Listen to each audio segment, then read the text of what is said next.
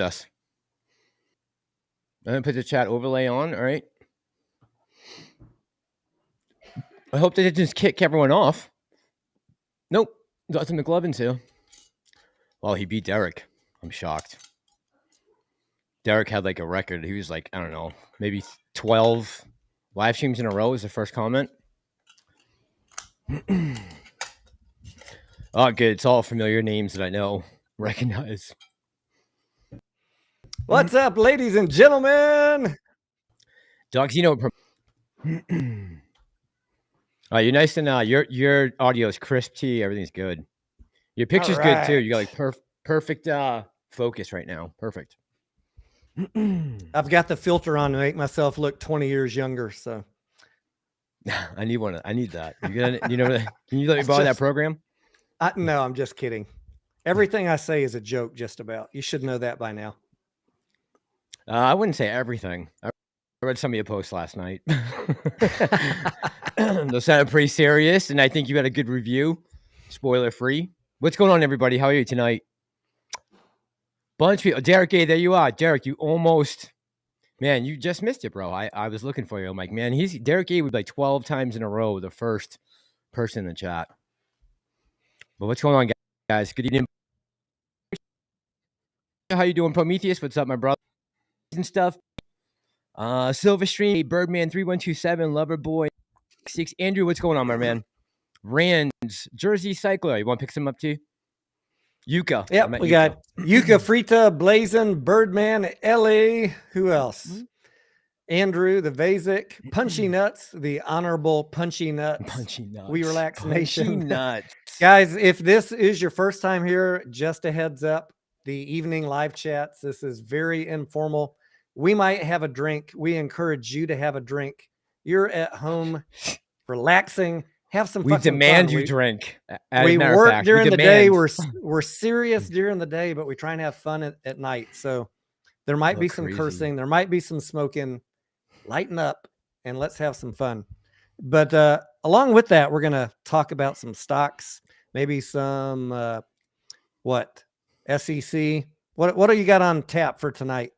I mean, Massalorian. Where do you want to start? It was a week, a crazy day. I don't even know where to start. You know, I think I only got 2 videos up in the last 10 days. But I've been following everything pretty closely. I put there's a ton of things we talk about.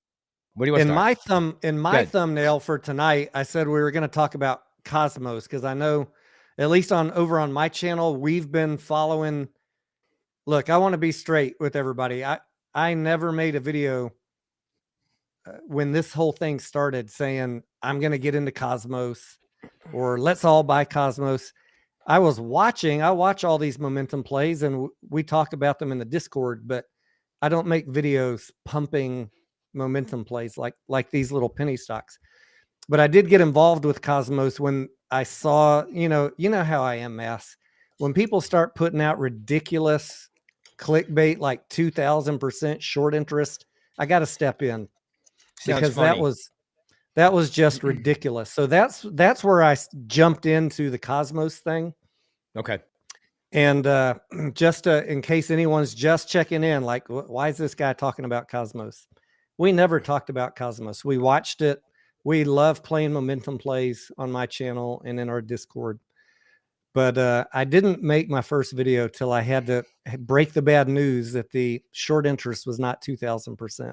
And then we got Frank from Investor Relations over at Cosmos End to talk about the free float was actually, much higher than people thought.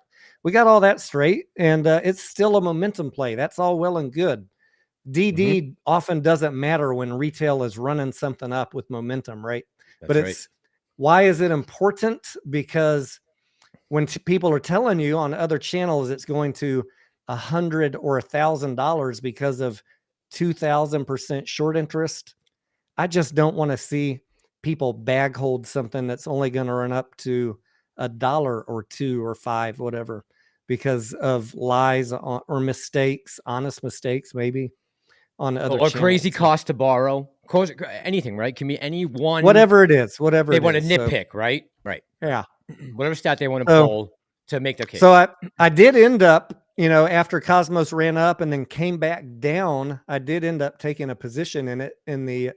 I think I got in just before this last run up today at, I had a little bit at 32 cents and some at 28 cents. Waiting on some good news, waiting on the results of this NASDAQ hearing they were going to have on the 15th about the 10-cent delisting warning, because they were under 10 cents and they had two delisting notices, one for being under $1 and then another one came in for being under 10 cents. Okay.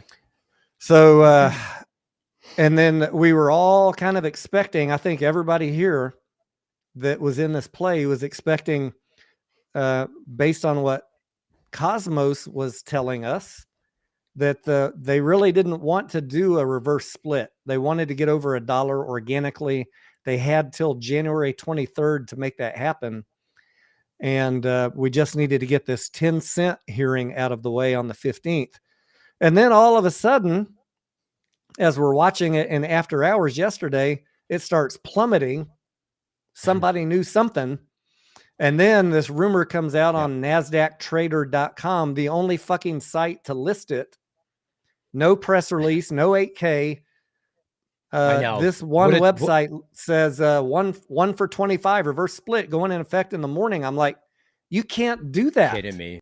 No, you can't just like, you got, even on the proxy vote on December 2nd, it clearly said we will notify investors of the ratio before the effective date. Nothing of that happened, and I was pretty pissed. I was hot last night watching it fall in after hours. No formal communication. They just went dark. Right? That's not cool. They pulled Disney. They like Chapek in the middle of the night. They sent him packing, right? And Iger was there the next morning. They did it on the cover of darkness. I mean, literally, they're doing it in the dark at 3 a.m. when the market's not even operating, and everyone's up and start day trading at 8:30. It's fucking outlandish that they let him get away with this stuff. AMC Machine, but if thank you you. Made money. AMC Machine, I just want to address this comment. When we get done talking about Cosmos, we'll talk about CEI and MMAT, because I know people are, I know you guys got questions on that too. So last night, once a couple of brokers, still in after hours last night, once a couple of brokers started, people were calling their brokers saying, is this real? And some of the brokers started saying, yeah, we just got instructions that it's going to split in the morning. That's really not enough notice for all these brokers to get the programming done and everything. But some of them got the instructions, and you were able to trade, right? Just, you know, my general experience, not every single time, but generally when a reverse split is announced, stocks go down 20% ish or more sometimes. So I just said, you know, I don't like what's going on right now. I don't like that there was no communication. This feels like something weird is happening.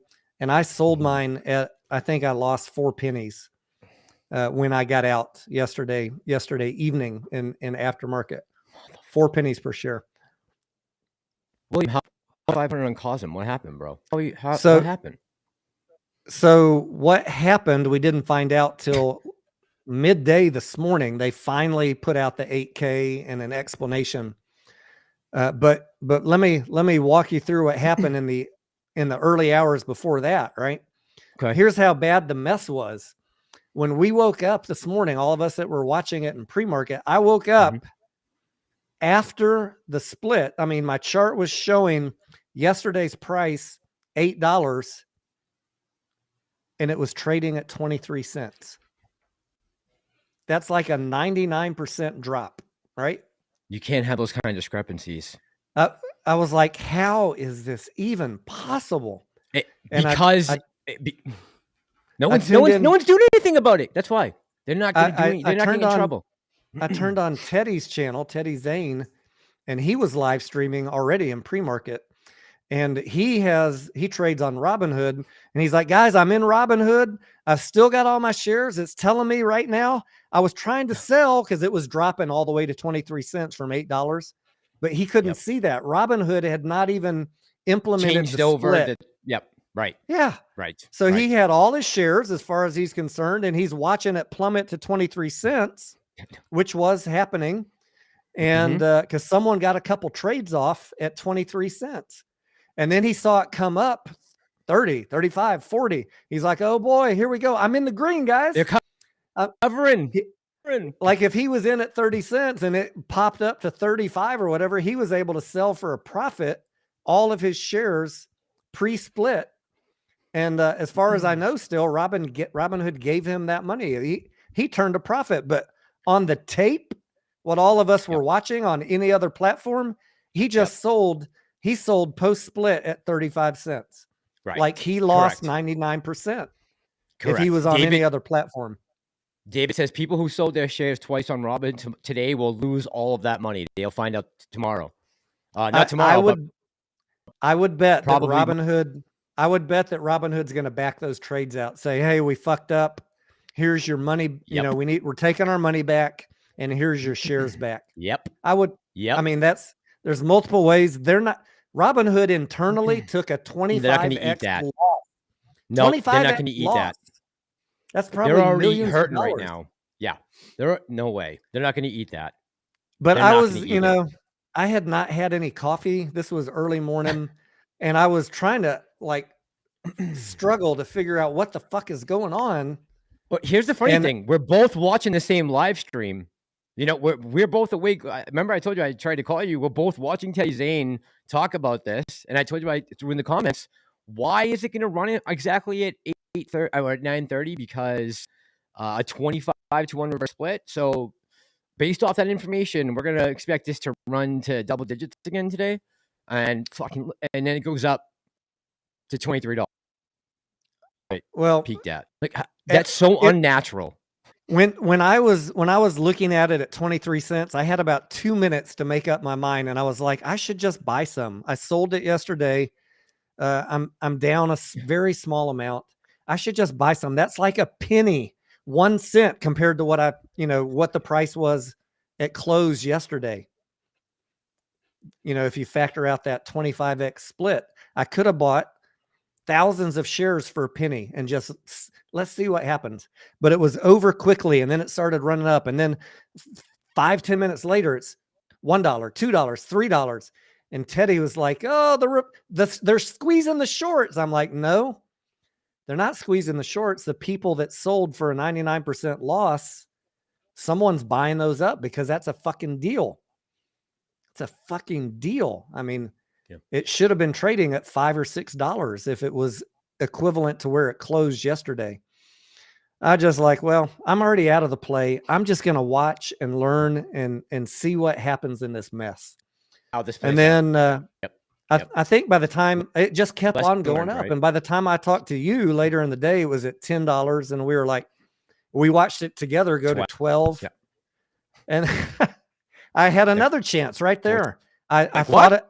I had my Fidelity trade ticket open to buy at $3 now. At $3, I had my trade ticket open. I was like, no, I'm not going to do it. I'm not going to do it. When the market opens here in 15 minutes. This is going to be a mess. But it just kept running. And I think a lot of people saw that same situation where the whole fucking thing was messed up, and it was way underpriced. And I was not thinking clearly. I should have jumped on it. I didn't. Man, if you guys got in at 23 cents and held to $23, or even if you just held overnight and were able to get out at any point. But let's you fucking raked in. Let's talk about once it got back up to $5, $6, $7, $8. Now we're at parity where it was the past day or so. That's like the equivalent of 35, 40 cents, right? Yesterday. Yes. Yeah. And that, guys, this was still not a short squeeze. This was smart traders getting it back to where it should have been pre-split. I honestly don't think there was none of that morning activity was short squeeze. It was all people taking advantage of a mistake. Correct. That may came back to some of it corrected in the next couple of days, right? Some of it Well, may I get don't know. corrected. The mistakes. I don't Yeah, know. we don't know. We don't know. We'll see. But then that momentum train was running and everyone was watching it. Everybody, all the YouTube channels, Nice, not just regular meme traders. Every channel you can think of and all the day traders you can think of are seeing on their screeners that this thing is running 20, 40, 50, 70, 100%. It becomes a self-fulfilling prophecy. Everybody jumped on that play and it just, on top of that, as some of you painfully know, certain brokers weren't allowing trading, like TD Ameritrade, brokers in Canada. So you have even more restricted supply of no one could sell. No one could sell. So there was just buying pressure. Imagine like your float got cut. You already squeezed the float with the reverse split, and now half of that can't even trade. It was just, it was an avalanche up of buying, and nobody could stop it. Until it ran till the end of the day. So I'm sure at some point, some smart, thinking they were smart, shorts, retail, high-speed traders, whatever, tried to come in there and stop it, and they just kept on getting blown out. But to answer the burning question, was this a short squeeze? I have to say 100%, absolutely not. We didn't even make $1 if you back out the price to what it was yesterday. So anybody that's been calling Cosm saying it's going to $100 or $1,000, and you guys know who I'm talking about, who is running a victory lap today. I mean, you got saved by the grace of God and a fuck up in the system, but just because it ran to 23 bucks, it didn't broach a buck from yesterday's price. So people made a fucking ton of money though if they got in under $1 this morning. That was 25 divided back from yesterday's price. So it literally ran 9,900% if you got in at 23 cents this morning. But you saw what happened after hours. It came all the way. What did I tell you? Like a bag of rocks. What did I tell you it was going to close at an hour before the market closed? What did I tell you with the? You said it will be back. It will be back within itself, right? Didn't you? I said I said it'd be back at 8:50 by the end of the day. And we closed it. We closed at 7:50. In after hours. That's what the final was. Yeah. Okay.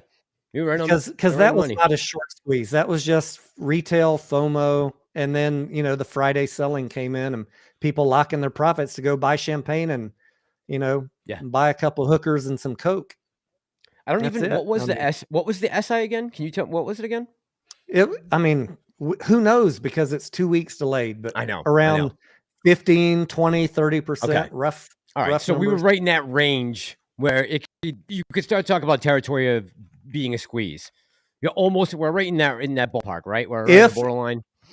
If it got legs over 21 bucks and kept going, you could have got some really squeezy stuff going on. Oh yeah. But we ran out of daylight. The market. Yep. That was the problem. Came too close. Yeah. It ran out of time. Yeah. We have pushed harder in the morning, which is hindsight's 2020 now, but we're sitting there looking at it, watching it on the phone, like, all right, what should we do? This has got to be a joke, right? But no, there's a lot of FOMO and people buying in. There's a lot of things that were unusual about this. Number one, reverse split dropping the night before with no notice. First of all, that's unusual. Garbage. The number of times I can think that happened is I could probably count on one hand. Right. Second of all, a reverse split that results in the very next day a stock going up. That is very unusual. It does happen from time to time, but it's unusual. Very rarely. And almost all of them, I would bet I could look at 198 of them over the next 30 days are down significantly, like 50%. So if I had to game out what's going to happen to Cosmos in the next month, it's going to trend down from $8. But what happens in the next few days? Chart. GTI, yeah, we'll get some back GTI didn't do a reverse split. I'm talking like a AVCT or a Sundial, ones that did a reverse split. They bounce Okay. around a little bit and then they just fade. They fade back to pennies again. Yep, slowly but surely. That's why I hate reverse splits. Honestly, do. I wasn't expecting. But what's going to happen on Monday? I mean, that's still anybody's guess. These things can bounce around for a week. So I can't tell you what's going to happen on Monday. There'll still be people waking up excited on Monday, and all of you that couldn't trade today are going to probably be able to trade it on Monday. I see you asking in the comments, why couldn't you trade today? I don't know. I asked Frank to come on tonight to see if he had any insight that he could shed on this, and I don't see it. I didn't get a message back from him. But I would say the brokers were telling people that they did not receive their allocation, and because of the volatility, they didn't want to take any trades. You know what you would have had, Massalorian? You would have had 50 million FTDs show up. Just same thing that happened with Ape when it got released, and not everybody got their distribution, but they were allowing trading. And we had a couple of days, with FTDs, right? Yeah, yep. 2 days from now, you'd have 50 or 100 million FTDs, and it would take a few days to sort that out. So a lot of brokers just said, no, we're not going to trade it, because I don't know. I mean, normally when a reverse split or a split happens, this sort of brokers saying something like that is not normal. Everything just usually goes pretty smooth. But everything generally we just saw went completely backwards, almost. Everything, yeah. Usually they have days of notice or weeks of notice that it's coming. So I think a lot of people just weren't prepared. When was the first time you saw the article post? Do you remember? Midday this morning. Midday this morning. And so what they said, I wanted Frank to be able to speak to it, but I'll summarize what the 8K press release said. It said, we went to the NASDAQ hearing for the 10-cent issue, and they, even though we technically had till January 23rd to get over $1, they were really pressing us in that meeting to do the reverse split right away. And so we had to do it. That's what they said. All right. Their hand was forced, basically. Yeah. You can believe them or not. I'm not making any judgment on that. I wasn't in the room. I don't know. That's what they released. And that's a SEC filing, so I'm assuming it's true.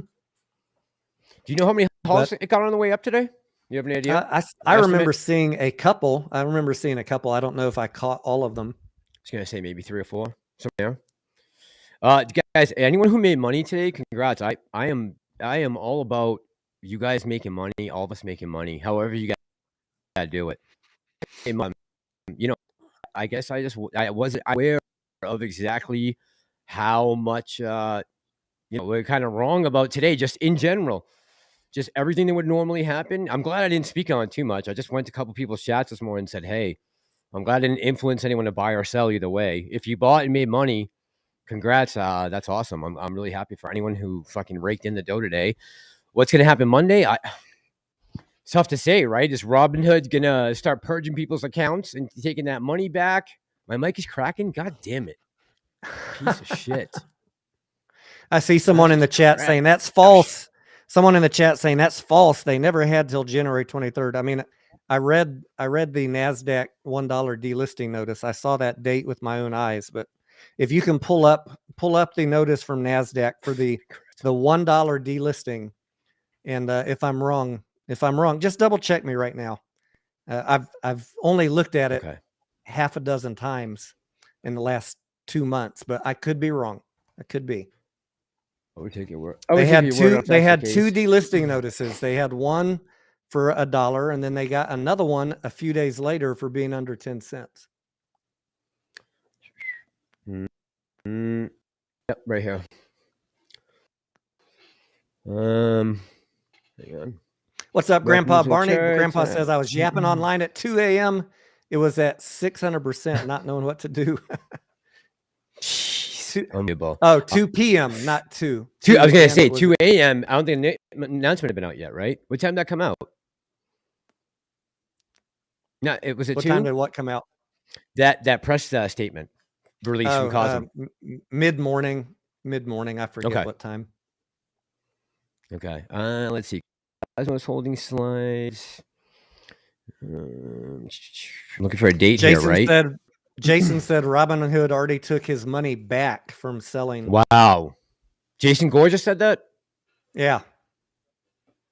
Oh, they already went in and took your money, huh? Yeah. So what? So I mean, what do you have as a retail trader at that point for an argument to be made? I mean, you know. I mean, I'm sure in terms and conditions that brokers have things like if a mistake is made, we can reverse a trade.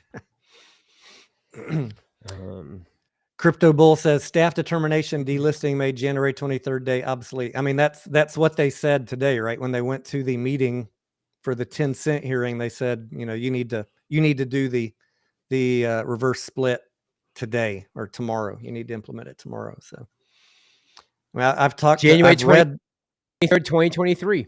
Yeah, I mean, I've read the document half a dozen times. I've talked to Cosmos about it. Everyone was going under the assumption that they had till January 23rd to get over $1, but we knew that there was a December 15th hearing about the 10-cent issue. And all of a sudden it all got pushed into one thing yesterday afternoon, and the board voted reverse split. NASDAQ says we got to do it, push it in tomorrow. So that's it. That's how it happened quick. I'm not happy about that. I'm not happy that they didn't put out some sort of press release last night. They should have. Like, we should not have been left in limbo like that. Yeah. No, absolutely not. You're right. I'm looking right here. This is the press for November 17, 2023. This has it right here in the under the first subtitle. All right. Company had until January 23rd. Yeah. All right. I think you're. Yeah. I think we're good. I mean, sometimes I do get stuff wrong, but I try not to speak things if I don't know them. I'm definitely not pushing for perfection anymore. That's for damn sure. Markets humble me immensely. Let's do you guys have any other questions on Cosmos? Like, I think those of you that couldn't trade, unfortunately, you know, you're stuck until Monday. I'm sure they'll have it fixed by Monday. I wanted to say one other thing. I in my heart, based on watching hundreds or thousands of splits and reverse splits, can in my confidence level, my opinion, this had nothing to do with the fact that it was a name change or a QSIP change or a reverse split. Those happen every fucking week in the market. You don't see shit like this. Every time there's a split or a reverse split, the QSIP changes. You don't see squeezes and shorts getting run out of plays. That is more, I hate to say this, but clickbait type shit, rumors that I hear every week on every play that never pan out because it's just not correct. This was a fuck up in the way that it was implemented, and people took advantage of the fact that half of you guys couldn't trade, and that the price, unfairly got beat down, and then that momentum train was just unstoppable. That is what happened today, I think. And you can agree or not agree, but you're here to hear my opinions, and that is my opinion. I guess my mic is cracking like a mofo. I'm on the wrong page, right? Like a homo. All right, hold on. Sharing the wrong damn page. I was just seeing. I want to see what time this thing about the 25-to-1 split came on. One other warning, just because we talk about the good and the bad, right?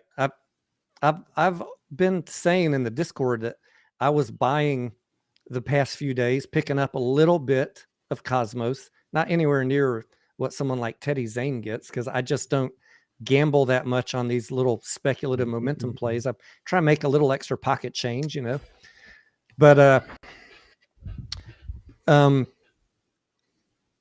I was buying in that 30-cent range for hoping there was some good news and we'd get a run up to $1 or so. I think in the Discord I said I could see it going to $1, and we actually did get really close to that today. $25 would have been $1 yesterday. But now, look, what I want you guys to understand, next week, whatever you're thinking, I want you to keep this in the back of your mind. Many of you know this playbook already. after a reverse split, the float just decreased 25x, right? Yes. But the outstanding and authorized shares did not decrease. The authorized shares that the company has at their disposal did not decrease. What does that mean? And I heard kudos to Kevin, not Kevin Meet Kevin, but the other Kevin, for also calling this out. I said it this morning on Teddy's chat when I was hanging out in there. What happens very often after this sort of thing on a company like this is on Monday or Tuesday, they will announce a dilution to raise cash because this company is desperate for cash. I know enough from looking at their financial statements. They all are. I know enough from looking at their financial statements. They need cash and they're going to have trouble raising cash. So what would you do on a price run up? You'd immediately drop a dilution because now you've got 25x more shares miraculously available to you. They're already authorized. You don't need any approval. You just reissue them at $8 or $7 or whatever the going price is. So I want you guys to keep that in the back of your mind that is now a risk going forward if you're planning to hold onto this play. Not saying it's going to happen. It's a very real risk. And so dilution will also tend to drive the price down if they drop that news. Yeah. 100%. That's going to happen without a doubt. Lupe, thank you very much, man. And Grandpa Barney, thank you for the donations. Red Star 7311. Lupe said, "What's up, Mass? Merry Christmas." Thank you, Lupe. And Grandpa said, "I was yapping online." Oh, you read that too. Okay, cool. Yeah. Thank you both guys very much. Red Star said, "Is it still sounding cracked?" When I did try to, it took maybe like a quarter. Hopefully that sounding a little better now and not getting all crackly. Bliss, what's going on, girl? Carl J. Kenny, say hey to some people in the chat. Jason Gore, Gus Chenoweth, Lupe, how you doing tonight? Common Sense Investor, what's going on, man? CSI is cranking out material. Lots of videos and watching a lot of stuff, CSI. He says simple and smart at the same time.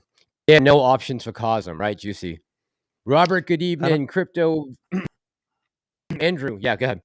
I was going to say, I don't think there were options for no. Cosmos. I think I'm saying, I'm like, are we factoring that in when we're talking about a final number that's going to land on at the end of the day? I'm like, are we talking including everything? Like, well, we're not even talking about options. There are none. So we can. Do you guys have any other burning questions about Cosmos? Because I want to crank through some of the other ones that I see people asking about real quick. MMAT, CEI. I'm sure there's questions about AMC, GameStop, Highcroft, whatever y'all want to talk about. But someone already super chatted a question on MMAT, so I want to get to that also. I saw CEI too in the chat. Yeah, guys, I'm trying to pull up a bunch of chats, but it's tough sometimes, and this thing is super slow. I'm hoping my mic sounds better. I'm hoping that gain worked, and I was getting the gain too high, and it was just sucking the life out of it. Common Sense Robert says, good. Robert was asking, what kind of cigar am I smoking? This is a Macanudo, Robert. I have not tried a towback. I'll keep an eye out for that one next time I'm shopping. The hell's a towback? That's a type of cigar? Towback? I haven't heard of it, but I would not, I have my like 5 or 6 brands that I like to buy. And yep. Just like I'm just starting to work my way back into trying different brands of Irish whiskey, because you don't know everything. I need to get out of my comfort zone on cigars. There's like literally thousands of different ones. Yeah, there are a lot of cigars out there. Yeah, big time. I mean, humidors, you can go into now like a corner store, like a bodega, and they might have 100 different cigars you can get out of a humidor now. Like, because they have them so portable and they can make them so inexpensive. Almost in every store. Chaz asking one more time, do I think that the run up today was shorts covering? I don't think it was shorts covering. I think not if it was 18%, 20%. No. not gonna see that kind of. It wouldn't have moved that hard. I mean, it didn't even get over $1 from yesterday's price. I don't think that's not shorts covering. If it would look, the brackets that you guys were being told that it was going to $100, $1,000, that would need to go to 2,500 to 25,000 if you were going to get this massive short squeeze.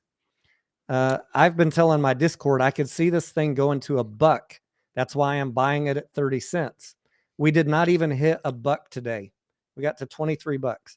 23 is like slightly less than $1 in yesterday's price. And I said it would do that based on FOMO. And that's about where we ended up today. So you'd have to go way above that to convince me that there were hundreds of millions of shorts being covered. This was just a FOMO run, just like most of them are. Like, oh, Jesus. I'm getting all kinds Nothing of wrong with that. recommendations here. Nothing wrong with those, right? I was in it for the FOMO run. But unfortunately, they pissed me off last night, not disclosing the reverse split. So I sold last night. Yeah, that literally they literally came in the middle of the night and dropped that info when half of retail was asleep, and woke up like, what the hell's going on? And then we woke up and half of retail couldn't trade. YouTubers are fucking it up. Yeah, I know. And half of retail couldn't trade, and the other half were demolishing exactly what was going on, the narrative of how this was going to play out. Someone said rank is a T90, but retail, I think mostly was just Teddy made 268 million, says Double X Marine. Comes back on YouTube. You are a fucking idiot to YouTube if you made $268 million today. Why would you ever risk ever putting your neck out in the line for anything again if you had $268 million in your brokerage account right now? Teddy sold this morning and then he went to the gym. So I doubt it. I can't see how he would have got in later in the day and made 268 million. But I don't know. I didn't watch his afternoon live stream. So maybe he might have. It's possible. You never know. I think someone's pulling your leg, Massalorian. I believe so. Christian Princess, what's going on, girl? Wendy, Andrew Francesi, Crypto Bill VR, Dr. McLovin, got Trey, Bliss. Yes, the brokers are corrupt as hell. It blows my mind that these types of things. I mean, what happened Tuesday really pissed me off. But then watching this today, and then with Mmtlp getting delisted, like they are just able to pretty much do as they wish. I mean, there's really now push hard now to oversight crypto FTX, and they're going to do nothing about the market. That's what's going to happen. They're gonna make this guy a scapegoat to distract everyone and say, "Oh, we need to fix crypto and regulate it because look what happened with FTX and so many people lost money." While over here they're robbing Peter to pay Paul, right? Oh boy. CSI read that Lou vs. Wall Street's playbook make videos every day, 19 videos. Yeah, I didn't see CSI making that many videos, was he? Bunch of bricks trying to balance his work. Bunch of bricks says Teddy made 9,000. I could see that. You know, if you buy 1,000 shares and ran it for $10, 9K, I could buy that. Yeah, 268 million. Yeah, you better be a ghost the next day. If you bought at 23 cents this morning 100 shares, Massalorian, you would have sold at the end of the day. Please, 23 bucks would have turned into 2,300. I asked you to stop. Oh man, I fucking want to slit my wrist when I had my trade window open several times and I didn't pull the trigger. I tried calling you too a couple times. I'm like, I was like, he either is maybe he's taking a nap right now, but I'm like, no, I was watching it all day. Oh, you were? Okay. I'm just so conditioned to think that reverse splits are negative that I couldn't get wrap it around your head. Yeah, I was like, this has got to stop at some point. This is insane. Okay, this is ridiculous. Okay, now this is really ridiculous. Now this is insane. What the fuck? I'm like, I can't keep calling him. I was cheering everybody on that made money. I Yeah. love to see you Me guys too. make money. It doesn't matter if Hell I yeah. make, I That's I all that always know matters. there's going to be another play. It's not a big deal. I'm just Yep. happy that some people made money, and I'm sad that some people were locked out by TD Ameritrade and some of the other brokers. That's very, very unfortunate. We talk about that. We're gonna talk about, like, either retail needs to find a way to get themselves out of anybody that's still messing around with a brokerage like that should just get out. Get the hell out of there. If they're not going to allow you to fucking trade something like this, just take your business somewhere else, to someone who will, so you can get involved and not be left in the dark on this stuff. And listen, this is not, obviously, you guys know I never even say this isn't financial advice. I'm here as a investor that are, holding AMC with you guys and GME, and we're doing a little trading here and there, trying to make a couple bucks. But ultimately, I don't know. It's very, if we had bought this morning, we would be sitting pretty right now. And I just wasn't expecting that. You're right. There was no logical reason for that to continue to run besides straight FOMO, which at that point, the algorithm is beaten until the market closes, pretty much, right? Or until at least the regular market closes, we go to after hours, and then we saw a drop, right? Yep. So we lost all of that buying pressure, and then it came right down. I'm going to repeat, because I see people asking, would a reverse split on APE run the price up? I'm going to repeat, and you guys can run your own test on this. I would bet if you found 20 random penny stocks under $1 that have done a reverse split in the last 6 months, that what in the hell? 18 of them went down over the next 30 days after the reverse split. Reverse splits tend to be negative on, bearish on the price of the stock. The stock's already, trailing down into 30, 25, 10 cents. They do a reverse split, and then it just trails right back down to where it was before. And I've seen that over and over. Are there a couple of exceptions? Yes, but generally it's because something fundamentally changed at the company, not because of the reverse split. So I hate that, something like a APE or a Highcroft or a Mullen has to face a reverse split, but sometimes that's what not APE, APE is not facing a reverse split, but sometimes that's what you got to do to stay listed, and a company's going to do whatever they have to survive as long as they can, and hope that they can fix something in the meantime. That's right. They're gonna just stretch it out until they can't anymore, and then they get run down to the pink sheets. And if they need to use retail to do that, so be it. Just shock. Just money. At the end of the day, what's going on, my brother? In my opinion, this did not move up because of a reverse split, because of a QSIP change, because of a name change. It was because of the fucked up way it was implemented. Half the people couldn't trade it. There was half the selling pressure was gone. And that once the retail buying started under $1 this morning, it just never stopped. The shorts the new shorts that wanted to come in and stop it never had the power to do it. And that's a beautiful thing for people that were long today. So, I'm still seeing, and I hate to do this in the middle of the conversation, but I was saying that the mic group, this is like one of the top mics you can buy in the industry. I don't understand what's going on.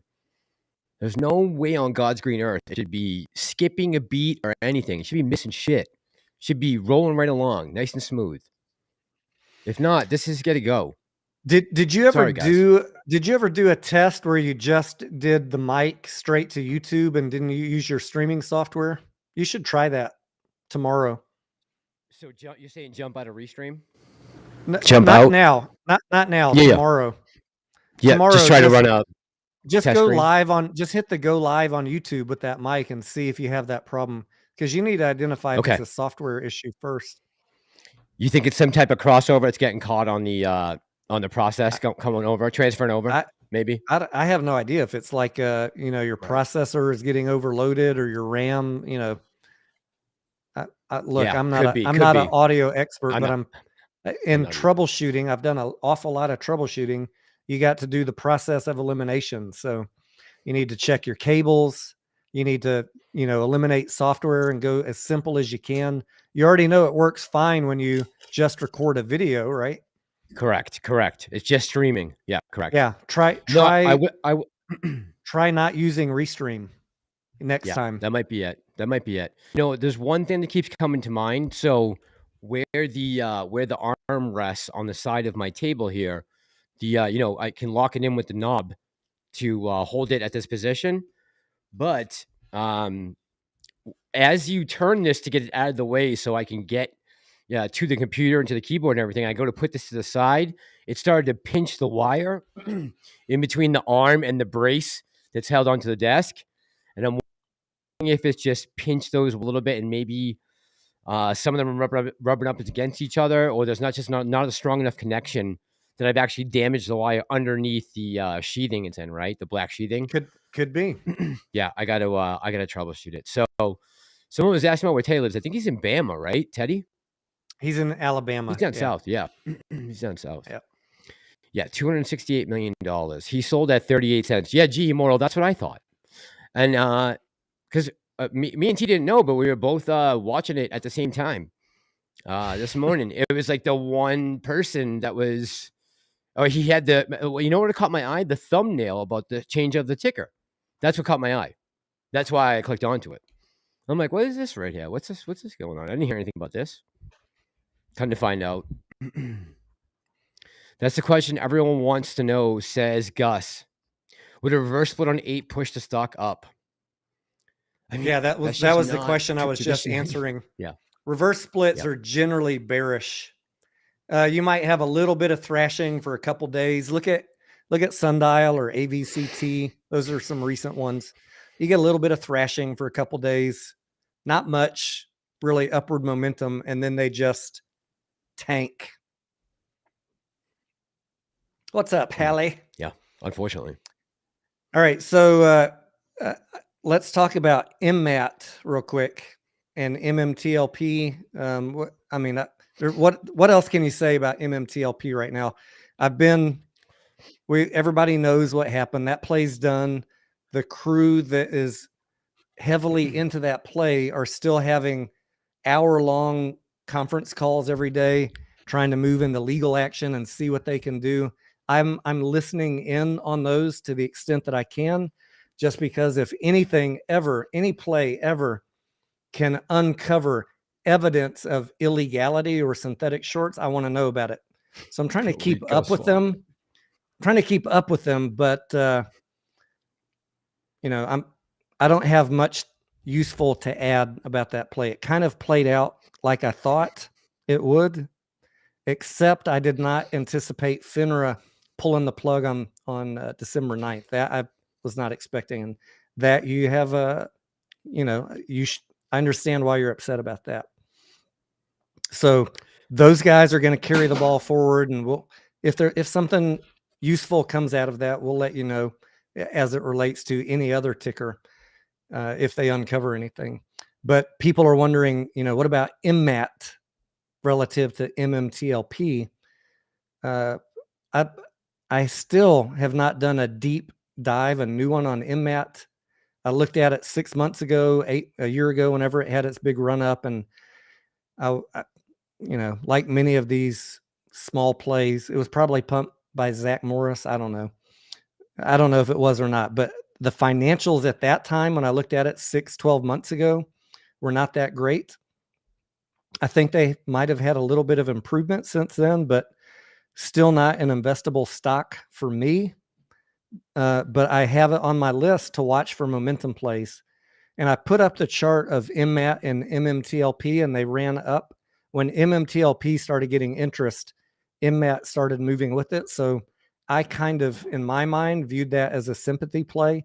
Some people might disagree. That's cool. And now it's coming back down. MMAT is. So I'm just, if MMAT starts moving, I would play it on momentum, but not really a company that I plan on investing in or holding. If I pull up the chart on Mmtlp, what would I buy it at? You want my momentum trader? I would be waiting for 60 cents at this point, and it's at $1.40. It already ran up, and it's been coming down for 10 days. So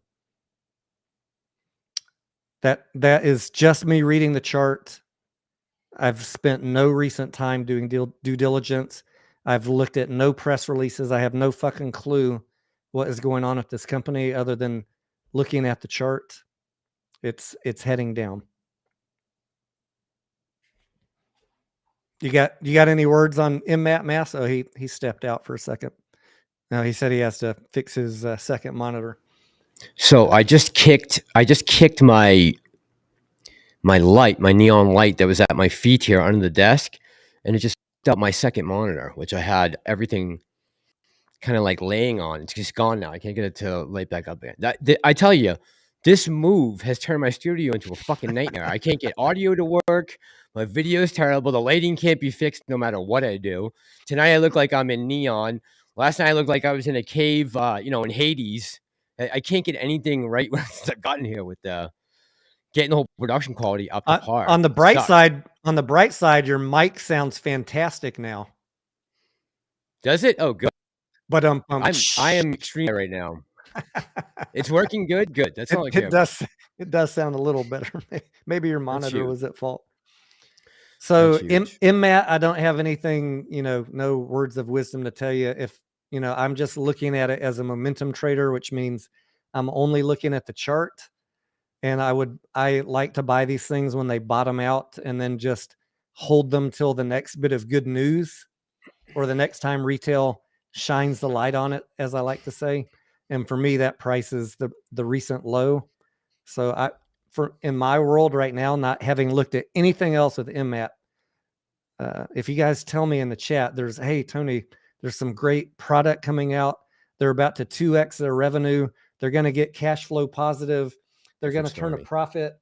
Tell me some good news. I'll go in and do a deep dive on it. But I would guess that in the next 4 to 5 weeks, it'll be back down to 60 cents. Unless there's something I, you guys can tell me about. Yeah. Big catalyst. Why did my brokers just delete my shares of Cosm instead of money from my shares? I guess they gave her, Mara, who's your broker? Why did my brokers delete? It was a reverse split. So if you had 25 shares, now you have one. Shares, but I see that. Yep, here it is. Sorry, I couldn't pull a comment up. No problem with this thing. All right. Well, I got no second monitor, but if the audio is good, I'm good. I don't really need it. I can do without. So Ellie's asking about CEI. Let's move on to CEI real quick. I did see a news item that CEI has a 1 for 50 reverse split coming up on December 21st. Does that sound right, guys? Those of you that are following it. Again, CEI is in that bucket for me of it's been a retail momentum. It's been a retail momentum squeeze play a couple times over the last year or two. And I know a lot of people are bag holding it. 1 for 50. I know for a fact Zach Morris pumped the shit out of this. So people are bag holding it. You can blame Zach for that. And we'll talk about Zach Morris and the pump and dump scam in a little bit tonight. But there's nothing investable. Look, every time someone asks me CEI and I give the same answer. But Tony, but the oil, I've looked, and the reason it's trading at 6 cents is because that's what it's worth. But it's being shorted. They're always shorted for a reason. They're always shorted for a reason. So it's worth 6 cents. It's going to do a 1 for 50 reverse split. Retail is going to think it's the next Cosmos. You might be able to momentum trade this thing just on that starting Monday and double your money. Just on that myth alone, I might buy some just for fun. It's 6 cents. Why not? but I can't tell you anything good about this company. If they're moving, even if they're dog shit, I'll play them for the day. Just swing in and out, right in Yeah. and right out. Yeah. 50 to 1. Okay. Yeah, Zach Morris by Saved by the Bell. He's like a shit pumper, like Lou, but famous, more famous. Let's roll right into that, because I know that's everyone's making videos about the pump and dump, the SEC indicting. Was it an indictment or just a lawsuit? What do you call it? These 8 guys. Did someone really sue Lou today? That's not true, right? No, not that I know of. Okay. So I've talked about pump and dump scams and how they work many, many times. That these guys, if you've been a long time listener to my channel, I've warned you guys over and over about these type of schemes where people buy penny stocks very, very cheap. It's called front running. They load up hundreds of thousands or millions of shares before they tell you about it, and they do it over a period of days or weeks where they don't affect the price. And then once all their whole gang has loaded up, then they all agree, oh, you got yours, you got yours. All right, let's push it out to our folks. Right. And they give you a price target. Excited. And it's usually tied to something like a short interest or an upcoming news item, what I call the plausible pump news, the PPN. That's my merger. My trademark term, PPN, plausible pump news. It's just enough news to make you think it's legit, but what's moving it is them telling a million people about it. And then they prime the pump by buying a little bit in pre-market to get it moving when there's no volume. And everybody's like, oh my God, they're right. And all of y'all start jumping in. And as soon as you're jumping in, they are already selling into your buying. Mm-hmm. They're selling into your buying. They're raking in millions of dollars and telling you to keep buying, keep buying, keep buying. That all of that is illegal. Front running, telling you to buy while they're selling. That, you know, that's why I have always on this channel, I tell you guys, even if it hurts your feelings, like when I said I sold GameStop and now I'm swing trading it, I tell you what I am doing. I'm in the red on my AMC. Come audit my books. I don't care. I don't like, and the reason I turn on these cameras is because of these clickbaiters and these pump and dumpers taking advantage of people. And I will tell you stuff that is going to hurt your feelings, make you mad. You're going to call me a bear. You're going to call me a shorter. You're going to call me whatever, a shill, but I'm going to give you the real information. And I don't care. I'm not here for views. I'm not here to make friends. I don't care how many people don't understand what I'm saying and make videos calling me a shill. That is you want to believe the hopium, then just don't listen to my channel. But for the people that want a dose of reality or like a foundation of someone who's been doing this a while and does actual DD, that is what we are here for. And I hope that those guys get what's coming to them. All 8 of them, and probably more. You might see some people deleting all their videos because they were telling you to buy stuff when they were shorting it or selling it. I don't know if that's happened. Have you seen that going on at all, Mass? Anybody deleting videos? One? Un poquito. One, maybe? Uno. Yeah, one guy, 50 million quite boy, that takes a lot of guts to go up. I mean, granted, if he just turned, like you said, which is a possibility, that he just turned all his videos to private, we're not really talking about a big deal, right? Because he's already received all his revenue from all those videos. It's future revenue that he won't receive. But if he just goes back and republishes them, then they're back up on the site and able to start creating revenue again. So it's not like it's a huge, big deal. He can't leave for the BR officially until June. So he's at least here for another 6 months. I think we've talked about it before, Mash, you and I, and maybe on the lives, and I know I've talked about it on the Discord. I tell them all the time that I watch these other pump and dumpers to know what the uninformed retail investor is going to do, because I cannot reach everybody. And I know that those guys have a big reach and that they're going to move the stock. So we will play those momentum plays if we can get in early. if we don't catch it early, I don't get in it.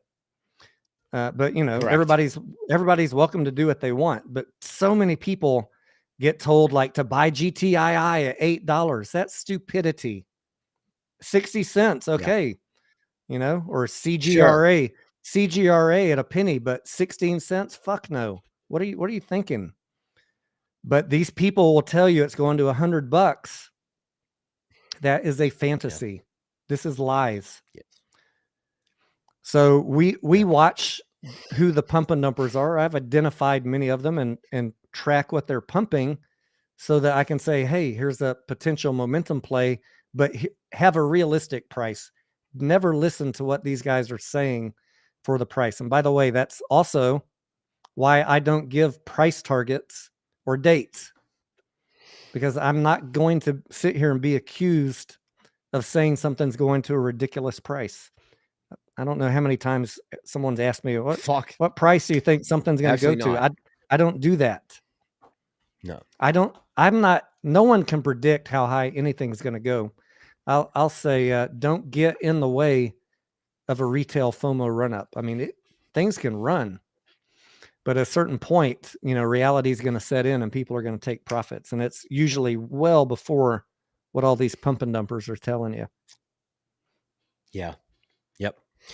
Guys, if you don't mind, if you get a sec in the chat, just let me know how the audio sounds, if it's better than before, or is it still really crackly and messed up? I'm just curious if that change since I kicked my other screen off, if it's still working.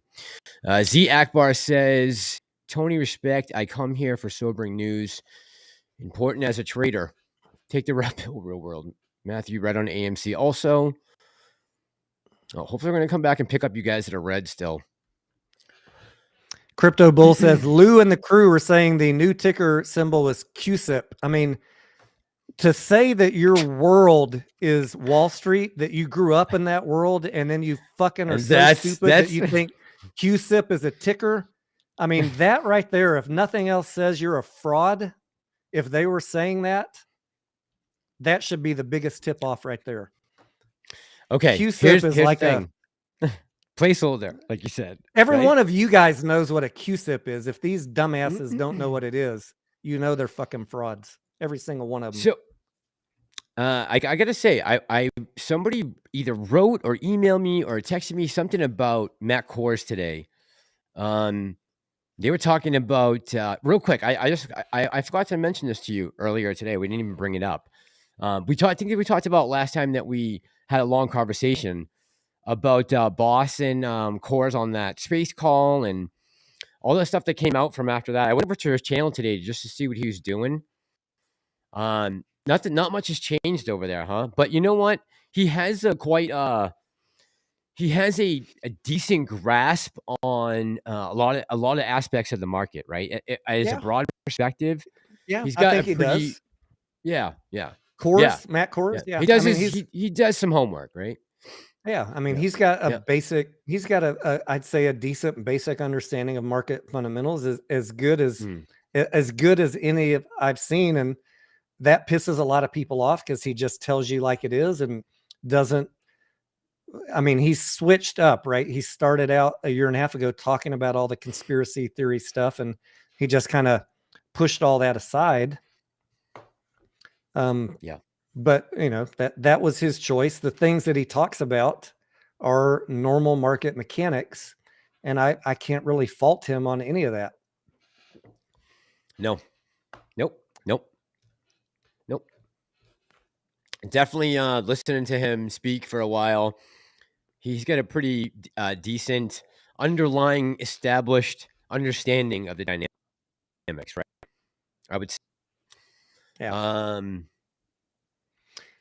T+98, Dr. McLevin, or anyone else that's asking about that. I put out I put out my due diligence on T+90 on Twitter, maybe on my community tab a couple 6-8 weeks ago.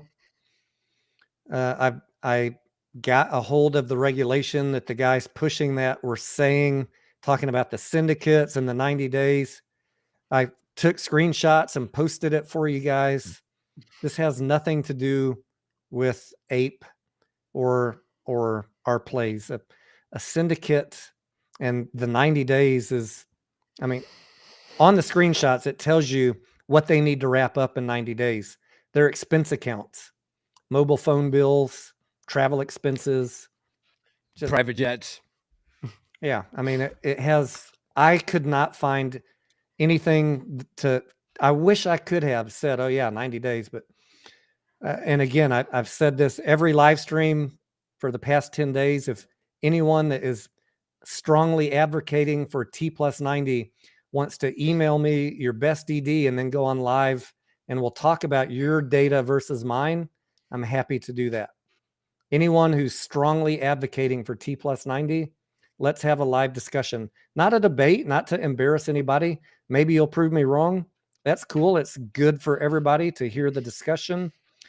But so far, nobody's reached out. So I'm going to stick by the T90 thing was bogus, and we shouldn't be talking dates. No date that anyone has ever said has worked out. 0. Roseanne says it's true about Boss. Is he one of the pumping numbers? Roseanne, I haven't seen Boss talking about any of the OTC penny stocks, but I could be. I didn't hear it mentioned once in that space call. I don't think. I'm trying to think. Not in his live streams. Has he? Has he talked about it? I haven't. Chat. Someone to help us. Yeah, I don't watch that many other YouTubers just because I'm spending so much time researching. But when I see Boss, I see a guy who's really excited about a movie company. So I don't have any other comment than that because I just don't watch him. And that's nothing against him. I like Marcel and I like his enthusiasm. I like that he keeps people in the play, but I don't know his content. I think that was my biggest thing this weekend when he deleted his channel and all the views. That's not good for AMC overall. So really, in the long run, I think it's good for AMC investors or for retail to get an understanding of this guy's persona non grata, right? But if he comes back, he might add some stability to the play in reality. I can't say that for sure, but he's definitely played his role up to this point. I don't know if he's just trash now or what. I mean, can he come back and get people interested again? I don't know. After you just purged your entire YouTube career, just went down 50 million views, vaporized off of your site, and then Cosm runs 176% the next day. Well, I feel like I'm taking crazy pills. What's going on? MC Prosperity said Matt did not know dark pools suppress price. Yeah, that I did hear Matt say that in that discussion that the two gentlemen had, and I was honestly surprised that he said that.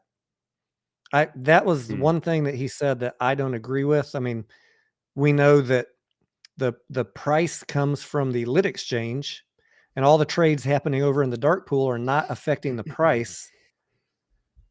Yes, there's white papers written. You can go read 50-page white paper that says, oh, we did all this analysis and it doesn't really affect the price. But come on, if 80% of your volume is trading not affecting the price, are you going to tell me that the 20% trading over here on the lit exchange is making that much of a difference? Yeah. Yeah. I mean, what do you think the difference would be if all those orders were together? I think it would be a little bit different, but what do I know? I didn't write a white paper, so I'm just here with my cynical self thinking that doesn't make sense to me. If the majority of the volume is going to a dark pool, it would seem to me that you're probably not getting the real buying pressure or selling pressure to the price. I don't know why Matt said that. Someone convinced him, I'm sure. You know what I mean? We lost Massalorian for a second. Is Pantheon in the chat, Mike?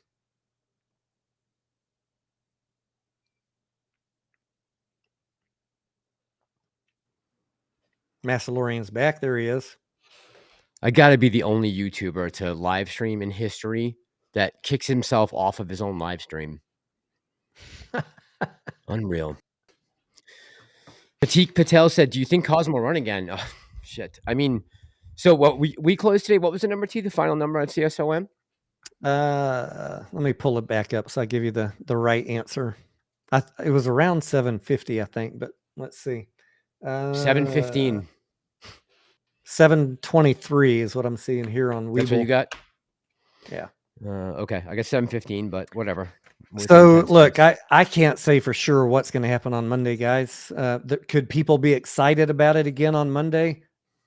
100%. Yes. People are going to be, we got the shorts on the rope. You know, they took advantage of after hours low volume to push it down. Maybe they did. I don't know. It was clearly much lower volume in after hours. But what's also going to happen on Monday is everybody that couldn't trade today, probably half the population is going to want to do something on Monday. What are they going to want to do? You got to think about that. Are they going to want to hold, buy, sell? I don't know all that calculus. And I'm very worried that Monday or Tuesday that Cosmos will do a share offering, because now they can, and the price is high and they need money. They need cash. Right. And that would be a negative. So I'm probably just going to watch, and if it starts moving, I'll jump in for a few minutes and have a trailing stop loss, write it up. If it's not moving, on to the next one. Just like a normal day. Somebody was saying in the chat, like, "Oh, Mash, you look crazy high right now," and I'm like, "I am." But dude, I bought this thing. I'm not kidding. I bought this thing about an hour or maybe 3 hours ago. It's already gone. A half a gram on a pen stem. How is that possible? There's no way I smoked that much since like 6 o'clock tonight or 5 o'clock. There's no way I smoked this whole half a thing. I think I got ripped off. I don't like these gel things, these pen things. I don't like them at all. I really don't. You know, I never used to smoke before I came on to the live streams, but I think it does actually help me get a little more focused in on what I'm talking about, especially if I'm doing. if I took a gummy or something, and people send them to me, a couple of the subs on the channel, some samples to try. But which, by the way, I owe them a video. Maybe I'll do that this weekend to get them some publicity. That stuff will fuck me up till about noon the next day. Like if I took a gummy right now, yeah, I'd be toast in about an hour. I'd be just like wrecked. Yeah, because I don't do that stuff often, and it hits me hard. Me too with the edibles. It'll knock me out. Yep. Same here. That's why I don't do them. But this is like a sour diesel. So it's a sativa strain, and I'm like, something that will, help me push through writer's block or open up my imagination or something. He's like, "Oh man, you gotta try this," and I'm like, "All right, I guess I've been launching on this thing all day, and I can't believe it's gone already." I'm like, "What? That's crazy." There's not, how do you can't, there's no way I could have compressed a half a gram in like 4 hours of vape juice. There's no way. There's just no way. I think I got gypped. By the way, what are your feelings about Henry Cavill leaving as Superman? Are you bummed? Don't care? Or what? Any comment? Leaving what? Of Henry Cavill not coming back for Superman after they pushed him in Black Adam and made him come out and put a tweet out saying he was coming back. What's wrong? I heard it from you, people? When I heard it from you the other day, that was the first that I heard of it. And then I saw a headline about an hour later than that. And I just don't follow Superman enough to have an opinion, to be honest. But we can talk about Avatar because we saw that last night. Why don't you speak on it? Go ahead. No spoilers, right? I won't give any spoilers, but Avatar 2, I had bought my tickets about a month ago. We had 2 tickets for IMAX 3D at 7:15 p.m. last night. It's about a 3-hour and 20-minute movie. And Scarlett was coming home around 5. She's like, "I really don't feel like going to see a movie. I'm not in a good mood." I was like, "All right." So I called my son, who's a sophomore in college, and he just finished up his semester. And I said, "Hey, do you want to go see Avatar?" He's like, "Yes." So he drove over here, and then we drove down to the theater. And so I watched it with him. I got his opinion too. But we watched the movie 3D. It's a very long movie. in my opinion, I never noticed that I was sitting there for 3.5 hours. Right. I've heard that. I was enthralled, but you guys know that I'm a movie buff already. Like, I like movies, everything about them. I was as excited about Avatar 2 coming out over the past few weeks as years ago when I was anticipating the next Call of Duty or World of Warcraft. Like, it was that kind of, I was really looking forward to this. And I'm very skeptical when sequels come out that they're going to be trash, because, Yes. you know, it's hard to, They typically are. It's hard to beat the original. There's not many sequels of anything that I like, but this one, I think, you know, was as good as or topped the first one, because it pulled in all the elements of the first one, added in the whole, you know, water sequences. The first hour is going to feel very familiar if you've watched the first movie, and then it transitions to the water world. Okay. And there's the Navi water tribe. Right? They meet another tribe that lives by the water. That's not really a spoiler. Okay. And he's got a family now. So you got a new tribe, you got new characters, and you got every amount of 3D digital special effects that you can imagine that were in Avatar, multiplied now by the water and all the creatures and the ecosystem that inhabit that. And you literally felt like you were right there diving with them. That's how realistic it was. So great storyline, great characters, stunning visuals. I'm going to go see it again this weekend. Thank God. I loved it. Thank God. I loved it. I think it will do great. And by the way, on Thursday night, that biggest IMAX theater we have in the city was completely full. Yeah. I just, before we came on to the live, seeing my local theater here, everything except for the late shows. I think the last 2 tickets, they weren't like even close to being sold out yet, but they are running, I think, a late shows tonight, right? This first week, Thursday, Friday, Saturday. Do you want to talk about what happened at the theater with the famous Italian dish, or no? I don't know. I mean, Adam. I think people listen. I think people should be aware when you're going out to the theater this weekend. If you're going to see Avatar 2, if you see something that's clearly an issue with our theater company, speak out. I do that. You know, stocks that I own. When I go in that business, whether it's a Home Depot or a McDonald's or an AMC theater, I'm thinking like an owner of the company, right? And I'm critical if something is not right. And I have reached out to Adam with, you know, suggestions or complaints or observations of operational issues, because I'm a engineering and operations guy, and that kind of shit pisses me off. And I reached out to him twice in October and November about one of my theaters here not having a fucking bartender on the weekends. And I did pull the general manager over both times and ask them, what the fuck? Why is there no bartender? Like, why? This is revenue just going out the door. You guys it's a missed opportunity. Yes. Oh, and he said, the GM said, we can't find anybody. I was like, well, then raise your wage. You know, this is ridiculous. The amount of revenue that you're letting just bypass because there's not a bartender staffed here, and lights and music and action, people waiting at the bar, hanging out. We're missing revenue opportunities. It pissed me off. Yeah. And Adam, Aaron, you still have not written me back on either one of those complaints. But last night at the theater, the biggest theater we have in the city, and it was packed. The biggest lines I've ever seen to get in. And then, you know, it went pretty smoothly when we got in to get concessions. And by the way, I'd move the bar at Barton Creek. I'd move it into the lobby, not way off to the right, 20 yards around the corner where nobody can see it, or put a big neon light that says bar over here. Because when you walk into my theater, this other theater, you get your concessions right in front of you, and all the theaters are to the left. The bar is over in no man's land, and you can't even see it when you walk in. That's like, again, wasted opportunity, Adam. Yep. You need someone to whip your operations in shape.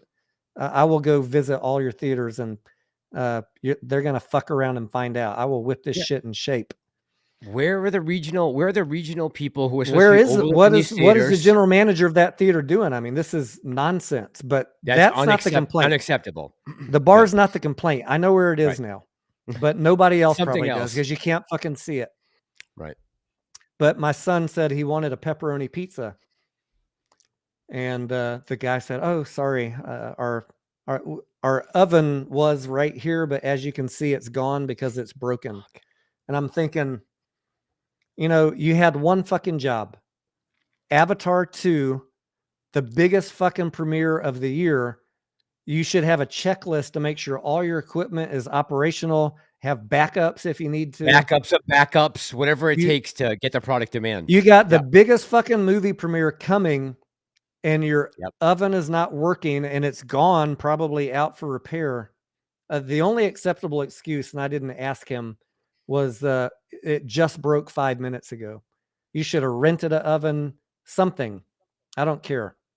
This was inexcusable. So I'm just saying that not to bitch out AMC, but maybe you guys can let us know if you're seeing operational issues in your theaters and challenge the general manager like you're an owner of the company, because you are, and give us that feedback, and we'll start feeding it to Adam Aaron, because this is money going out the door. Think of the thousands of dollars, tens of thousands over the next couple of weeks that are not going to be captured because they couldn't sell a pizza. What happens if that happens to 20, 25% of the theaters? And what if it's, you know, and everyone just decides to ignore it? Listen, if you got to go buy grills at Home Depot and stuff outside, do it. What you have to do, it has some of the largest profit margin in the restaurant world is made of pizza, right? Some of the highest profit margin. So not only are you missing the boat with the weekend that we're going to have as far as attendance, but also how much profit you can rake in. And it's not going to cost you anything to have a damn working stove location where thousands of people are going to come through your doors over the next 3 or 4 days to see a movie, and you can't offer them pizza. I mean, that right there, when you told me that, I was really aggravated, because that makes me think that there's some neglect going on here, maybe, that we're almost had the heat on and we're leaving the windows wide open, right? That's an issue. You know, when I was in the corporate world and we knew a big event was coming, we planned for it. So it was very disappointing for me that this was not addressed and that they weren't ready at 100% operational capacity on everything. Everything should have been at 110%. There's no excuse for an oven not working on a premiere weekend like this. True. I'm going to go back there for my second viewing on Sunday or Saturday, probably if Sunday. If it's still broken, and if it's not fixed on Sunday, I'm going to talk to the GM at that location, whoever's on duty that night, and then send another message to Adam Aaron. And we should make a big fuss come hella high water that it's addressed. And like I said, if there's something that you guys see, or whether it's something like that you might think is insignificant, but like a trashed bathroom, no one, anything, whatever it happens to be, we all have a lot of money in this company, so don't be afraid to open up and say, say what you're seeing, what's going on. Make him aware, push it on them, right? I'm the type of guy, like at a gas station, you know how you have those windshield squeegees. If there's no cleaning fluid and water in the reservoir and the squeegee is all ripped to hell, I will go in and talk to the manager of that gas station. I'm that much of a dick. That shit pisses me off. But even more so at AMC when I own the stock. When I'm a shareholder, right? And you're supposed to be out there and you're putting your best on the floor to bring in as much revenue and profit for the company as you can. If those people aren't doing that job, they need to go. That's all. You find someone who will. So if you see something blatant like that, guys, please bring it up. I see Kevin Free From It All. His YouTube name is Free From It All. Yeah, I gave you a shout out, Kevin, earlier for mentioning something that I mentioned tonight, and also in Teddy's Discord this morning, that there is a high probability that Cosmos will do a share offering now that they've done the reverse split. That's a very common playbook Tactic. and you called that out also. I saw your video. I don't watch many YouTubers videos, but yours showed up and I haven't watched one of yours in a while. So I clicked on it and I was like, yes, I'm glad someone else is putting that warning out, because people need to know that if you're holding Cosmos, this is a risk, a new share offering. The company is in desperate need of cash. It's a very likely possibility. And that would be bearish if you're holding Cosmos, hoping it's going to run up. You could get rug pulled if there's a share offering press release. What does a red line mean before your comment? I have no idea, Beast. You know, Tony? Red line before your comment? I have no clue. No. Yuka says Tony is a secret shopper. That would be a great job. That's a nice cushy job. You just get sent into places to go eat dinners and see how the service is, and that wouldn't be a bad job, man. I tell you. Let me see here. What do you think about that, Tony? Do you agree that I engage in Asian massage parlors? No, that wasn't the question. Someone asked about, do you think, that weeds are drugs? Do you believe weeds drugs?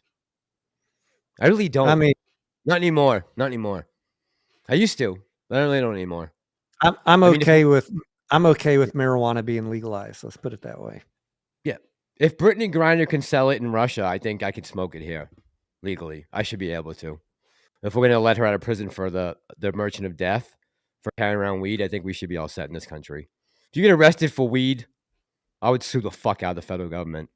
So you just traded someone for selling weed in Russia for the merchant of death. Kevin said the AMC should also give shares to the employees. That's something that I've brought up a couple times. I've asked, and I know other people have asked if employees know what's going on with the stock. Like, they're clueless. And 100% there should be. And I've actually suggested Adam Aaron should take a 50% pay cut and do a share distribution to employees in form of a profit sharing or something. Make them invested partners in the success of that company and let them know what the fuck is going on. Yeah. 100%. Yep. I mean, these people are making minimum hourly wages in most cities. Carl J. Give them a reason to be proud. Give them the money. A invested interest in the country, in the company. Yep. Yes. Yep. They should do that. And I did the math one time. You know, if Adam Aaron, if you take all their employees, and even if he took a $10 million pay cut, you could still give a meaningful distribution to employees in shares. So yeah, I'd love to see that. Help the little guy out. Make your employees owners of the company. Make it, vested. If they stay there for a year, they get, 100 shares or whatever. Just figure it out. I haven't heard of any companies that have done that so far. As far as smaller companies, I mean, I haven't heard. I'm going to put AMC in the large corporate division, right? But for smaller to mid-range businesses, everyone who's done any type of profit sharing like that has usually performed pretty well, and like overall job satisfaction and output is pretty good. Production's good. There's a lot of benefits to it. There really is. I get the problem is that most likely the vast majority, probably 70% of AMC staff is part-time, and you don't generally compensate part-time employees with that type of benefit. I get it. Right. Yep. I get it. I have lived in that world. But it's also about customer service in the theaters. You need good customer service. You need good reps on the floor interacting with guests and customers. If you don't have a good experience, forget it.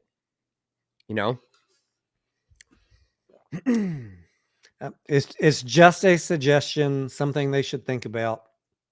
I mean, who knows? Maybe someone will keep that part-time job for all 4 years of high school or all 4 years of college because they're getting some shares of stock and they understand what's going on.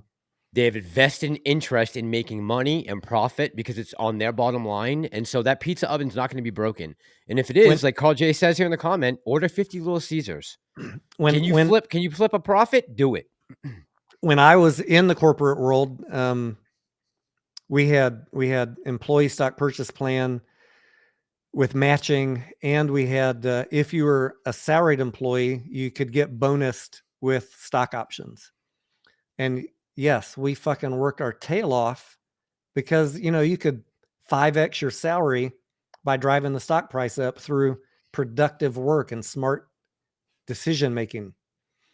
So absolutely does work. I just don't know, you know, how you roll that out to part-time employees in a theater. But Adam, if you're watching, someone sends you this, something to think about. Hopefully his management team is compensated with stock, but you know, why don't you have a bartender? Why do you have an oven not working? That's inexcusable.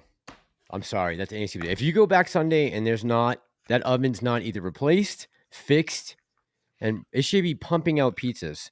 Should be like nonstop, one after another. And they're, you know, they should be switching them around, pulling them to the front, whatever you got to do.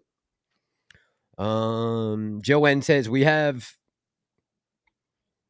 What pisses you on says owning the float. Joanne says we have 50 times the float invested in this company.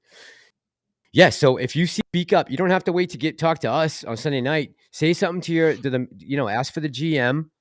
You don't got to go direct to Adam Aaron. Go to the GM first and give him a heads up and say, listen, I have 6,000 shares right now, and I'm not happy that the oven's broken.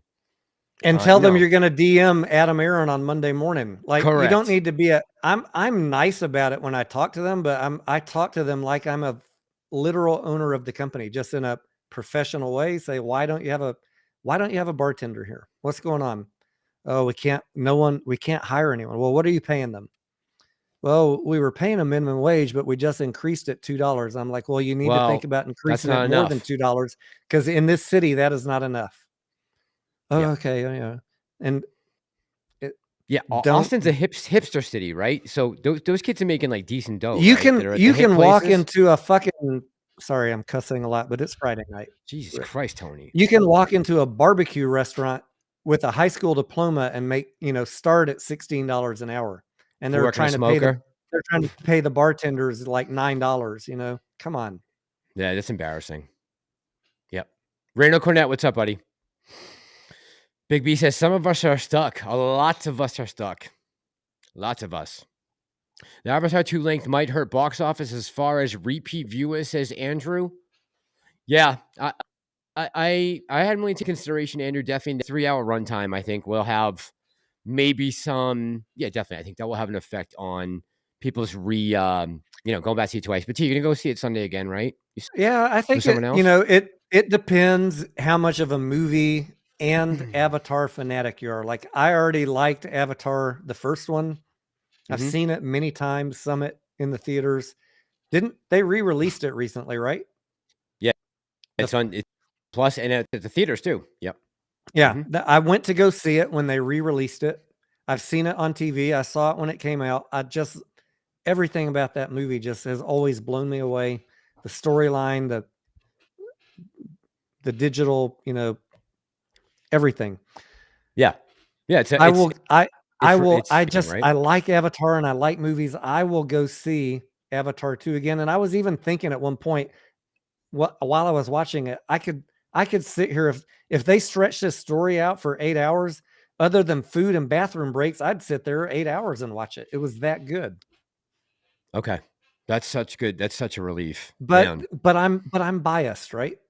Have you? Yeah, I know. Those of you that are gamers, like I used to be a gamer, Call of Duty, World of Warcraft, I would sit there and when they drop something, I'd play it for 3 days straight. See, that's how I am. That's how I am with Avatar stuff. Look, some of us are like that with movies. So I might be the exception, but I used to be bad. I would buy a Total War game and play for like 3 days straight, 24 hours. I would like try to get 2 years worth of construction and building armies and staying on the game for 3 days straight without skipping a beat. Yep. This is a whole different animal though, right? We're not gaming channels. This is a whole different element. Let me ask you this. As far as AMC and Ape go, how much are you how comfortable would you feel saying that this has no issue again after the next quarterly to get back to double digits?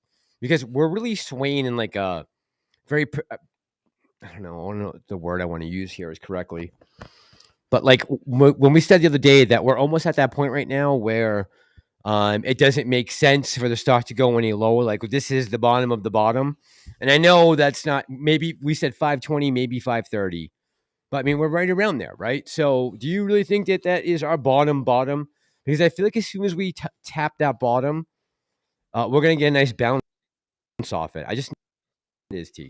Yeah, I'm going to answer that. Please. I'm going to answer that, but throw free from it all, throw his comment up there so we can come back to that. Cause we've already talked about this. But I want you to come back and answer it. Free from it all about the Avatar needs $2 billion to make a profit. We already got the answer for that. But I can trust that. I just want to disclose that I did buy GameStop recently. You guys know I've been tracking my my buy-in targets for a long time, months and months. And when it hit 22, I bought some more.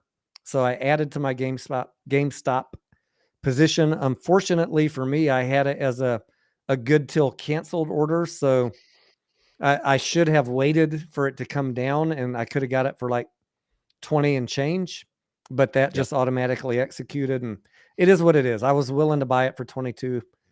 And if it goes to 1950, I'll buy some more. But I'm not putting a good till canceled on 1950 because the trend has been mostly downward on GameStop. So if it keeps going down, you know, I'll play it by ear, let's say. But AMC also, just to finish off this precursor to your question, Mass.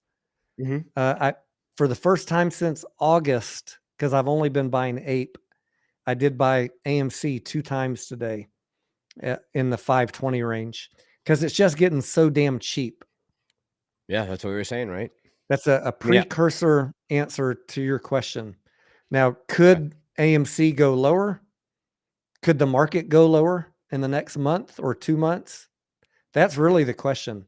What's driving everything in the stock market right now is interest rates, fear about the index is dropping, fear about a market crash, institutional money fleeing the market.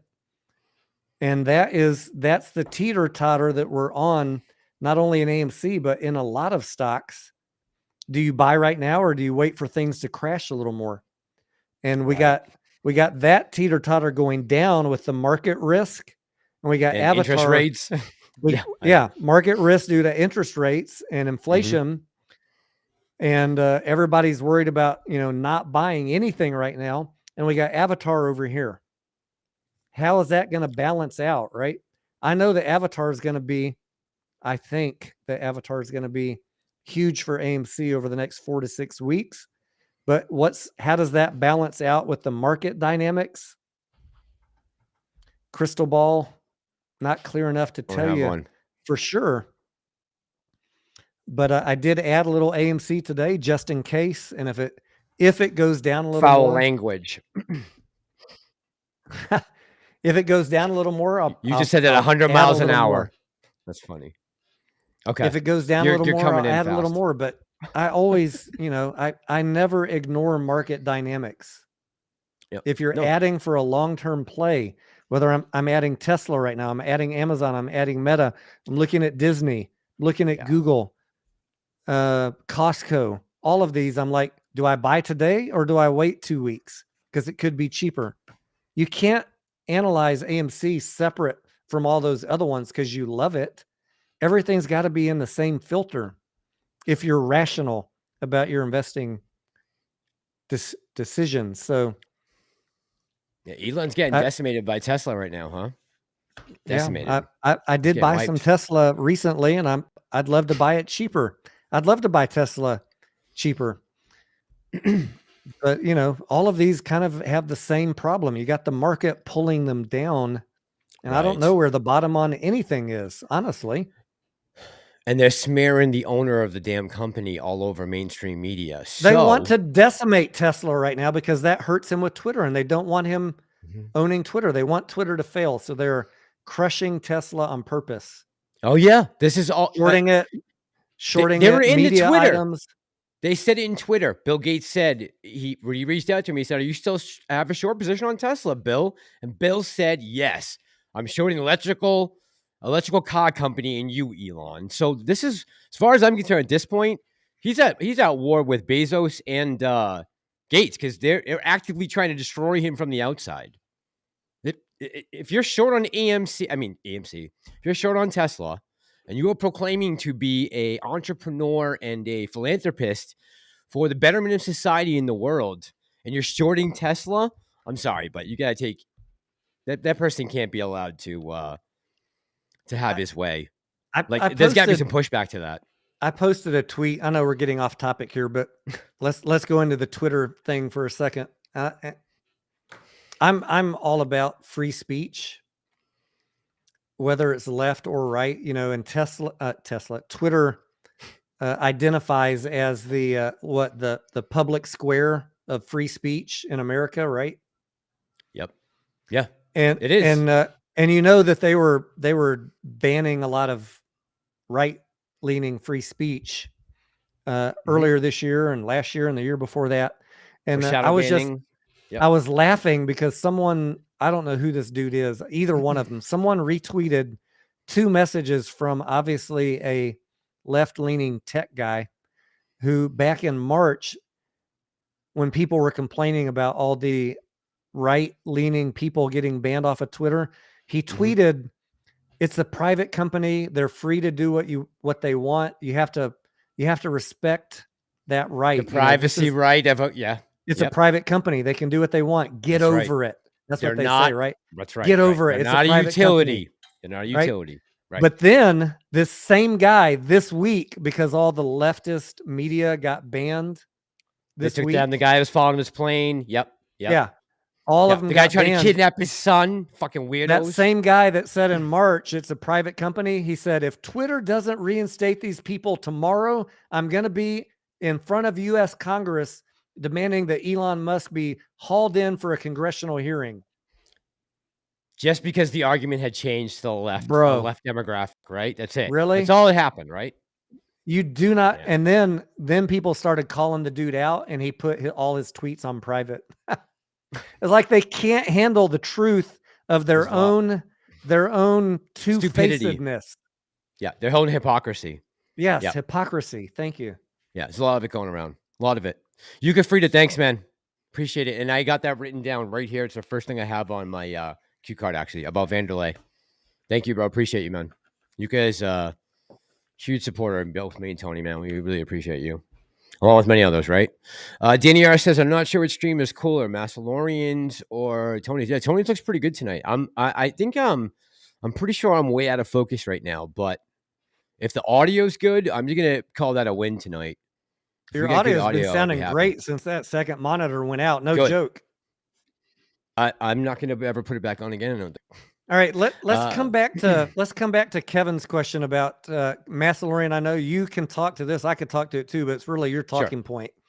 AMC, Kevin's going to say you should buy puts or short it because Avatar 2, sorry, Kevin, if I'm getting your words wrong, feel free to chime in, but AMC is no good because Avatar 2 needs $2 billion to break even and go.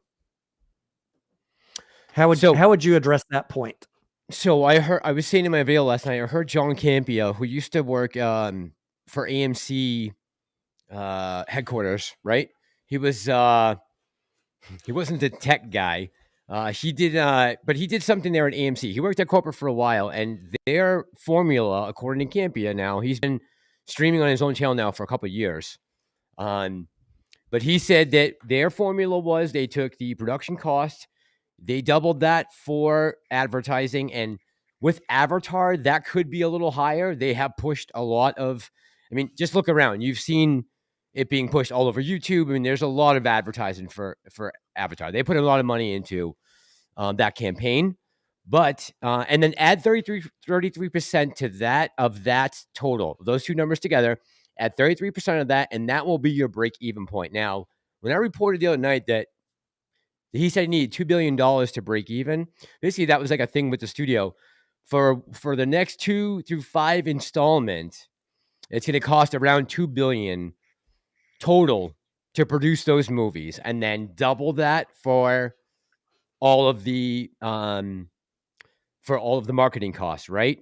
So this film itself, Avatar 2, just needs to do, I believe, $665,000 to cover this film's budget, plus all the costs for marketing, and then add on the top that 33%, and that's where you come up with your number 665 to be profitable. So if it makes $1 billion, we're talking about a lot of money now. So yeah, our numbers, I was kind of compressing it. Our numbers from Super Steven, you know him, just another Yep. ape. He's Yep. tied in. He's got ties into the movie industry, folks. Is budget for this movie plus marketing, they need to clear about 750 to break even on Avatar 2, not this 2 billion narrative that's going around. So I don't believe the 2 billion narrative. It's but wrong. more importantly, Yeah. that's for Avatar 2 production to break even. That has nothing to do with a movie Sales company, a theater's profits. That's right. Theater's going to That's the get big a thing. profit off of every ticket and all the concessions. Right. I don't care Correct. if a movie breaks even. They need to figure the fuck that out and make movies that are profitable for them, because that's a win-win for everybody. But even a non-profitable movie can generate profits for a movie theater. Which right? is why the pizza thing infuriates me even more, because this is Avatar's one of those big movies where their first weekend AMC is going to see the least money of any time that it's in the theater, right? So as we go, longer it stays in the theater, the more of a kickback AMC takes from the production company, right? So the production house gets the most off the first weekend, and that slowly tries to dribble down, from the 40s to 45, and then AMC's getting like 50-50 now as we get into weeks 3, 4, and 5. So that's why all these Marvel movies that haven't had the legs on weeks 2. What did we see had legs this year? Jurassic Park had legs. Top Gun had legs, right? There are a couple movies that had legs. A lot of them lost their legs the second. They have 65% drop, 72% drop. All of those seats, asses not in seats on weekends 3 or 2, 3, 4, 5 is, compounded revenue that we're missing. And then break your oven and not be able to sell pizza. And now you're talking about a lot of money, right? If it's multiplied times 1,000 locations, yeah. Hopefully right. it's not. Yeah. Hopefully it's not. That's the only reason I brought that up tonight. Not because I want to shit on AMC, but I want you guys to let us know if you're seeing operational issues at your theaters. Yeah, for sure. You guys are the eyes. You got, we need to spread that reach out and funnel it back, and we will make some noise for you. Yeah. If you're seeing problems. Yeah, for sure. Yeah.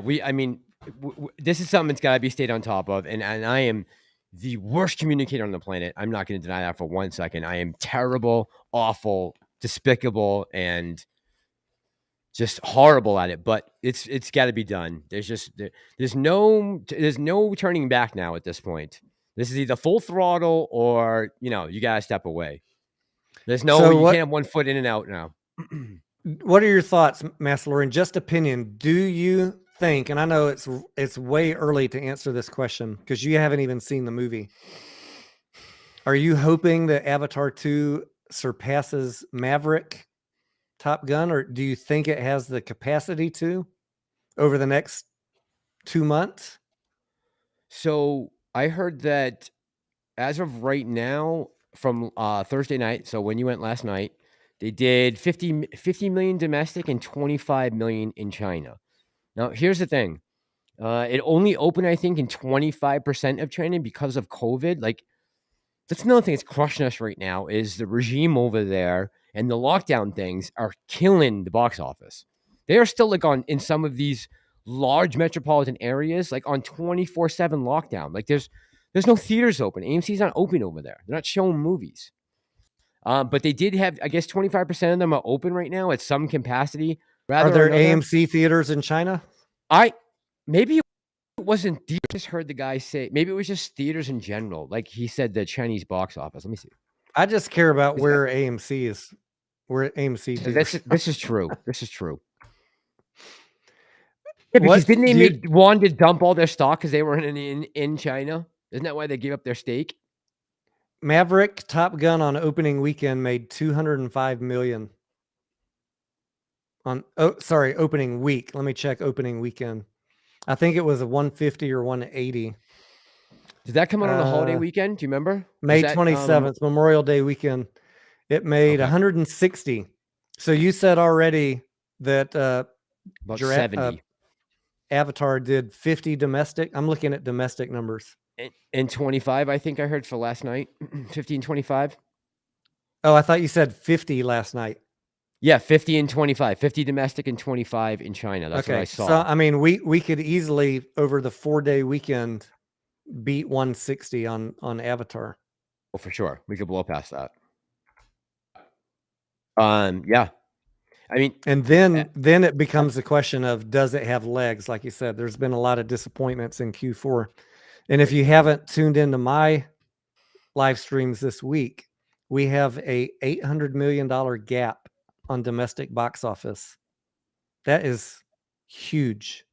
$800 million gap on domestic box office for Q4 2022 versus Q4 2021. That is the biggest red flag that I have for AMC stock right now. Me too. I always talk about, we need to see every quarter increasing. For me right now, seeing an $800 million gap, and we got 3 weekends to fill that on one movie. Yeah. This better be a fucking blockbuster. Go see the movie this weekend. And if you like it, tell people to go see it before the end of the year. We got to pack the house for the next 3 weekends. Yeah. Yeah. Show AMC support. I mean, we're all going to do it, right? We're all going to go see Avatar. Most of us. You can already imagine the headlines in January if whatever, if the Q4 box office numbers for 2022 do not surpass 2021, you already know what the headlines are going to say. Yeah. Yeah. They're going to take it's a big fat turn. It's slowing down. People aren't going to the movies. People are afraid. The pandemic, you're going to hear it all. You're going to hear it all. It's the movie production company's fault for putting out crap movies, but we get the brunt of it at the theater side. And booting their legacy characters, guys who some people specifically just went to go see Black Adam because of a 2-second cameo of Henry Cavill at the end of Superman. I mean, there are some people out there who did that, and the film made money. So, anyone, all these people out there who are saying that Bob Iger and with now Gunn coming back to DC EU is gonna, it's just gonna, they're gonna, it's gonna be it's more of the same, and they're just trying to put lipstick on a pig, right? They're not changing anything with their I guess apparently Avatar figured it out. When was it James Cameron was given the green light to go ahead and do all this family-centered story with like a strong what was it that's so different about Avatar that he was allowed all that freedom? Why aren't there I don't understand. Why isn't there at least a couple gay couples? What's going on? There's a lot of Navis, right? So I don't understand. Why is none of that being there's none of that in this at all? Why was he allowed to do nothing in a 3-hour movie? There's no representation and diversion and equity. What the hell? Everyone's just blue? What a nightmare. How are we going to fight each other? Damn it. Can't draw lines in the sand like that. But I'm glad. Thank God. That was the one thing I was a little freaking out about in the back of my head. I'm like, if this guy blows this, that means that next 3 movies are going to be piss poor as well. And I was reading the other day, T. Do you know that right now, Ridley Scott's filming a movie about the Battle of Marengo and Napoleon, like a 3-hour epic, like Gladiator style movie about Napoleon and that Joaquin sounds Phoenix. Right up my alley. No, I didn't know. Oh that. Yeah, in Malta, they're in Malta right now filming. They're filming. They just started production on Gladiator 2, which is either a prequel. I can't remember what he said, but Chris Hemsworth is going to come in. Ridley Scott is writing the play for it. Writing the screenplay. So that was interesting. And anytime if Scott's doing a big movie like that, an epic like Gladiator or Braveheart, or I mean, especially with Napoleon, and if you see the picture of Joaquin Phoenix, they have him looking. It looks just like a painted picture of Napoleon would look. He's doing a pretty good job dressing up as him. But I love that time period, the uniforms, guys just lining up in a line, shooting at each other and charging each other with bayonets and bladed swords. It was a wild time, man. The early 1800s. They got dressed up to fight. They look like proper gentlemen. It's wild, those fights, man. That 50,000 people getting killed in one day. That's a lot of bodies. What did they do with those battlefields after? But that got me excited. I saw some of the pictures and some of the shots of them attacking like this castle in Malta, and it looked awesome. The uniforms look sweet. It was just that's right in my wheelhouse. I love that historical, historical epics. I see people talking about Avatar going to streaming. I did catch an interview of the IMAX CEO, and I don't know if IMAX stock is a good investment, but that CEO is always on CNBC in the morning, so I should check into it. But he said that no, this movie's not going to streaming anytime soon. It's meant to see in 3D. It's meant to see in a theater, and he expects it to be in theaters longer than a normal movie release. It's good for us. The longer it stays in the theater, every week that goes by, the theater keeps more of a percentage, less goes to the production company. So that's good for us. And every dime of concessions we keep. So I was checking in my city alone tonight. There's 60 different screenings of Avatar 2, and most of them were full except the midnight. Like, who's going to go watch a 3.5 hour movie at midnight? But late. There were a couple seats taken. But when you're filling 60 theaters, that's a pretty good opening weekend. Yeah. There's a lot of people excited about seeing this movie.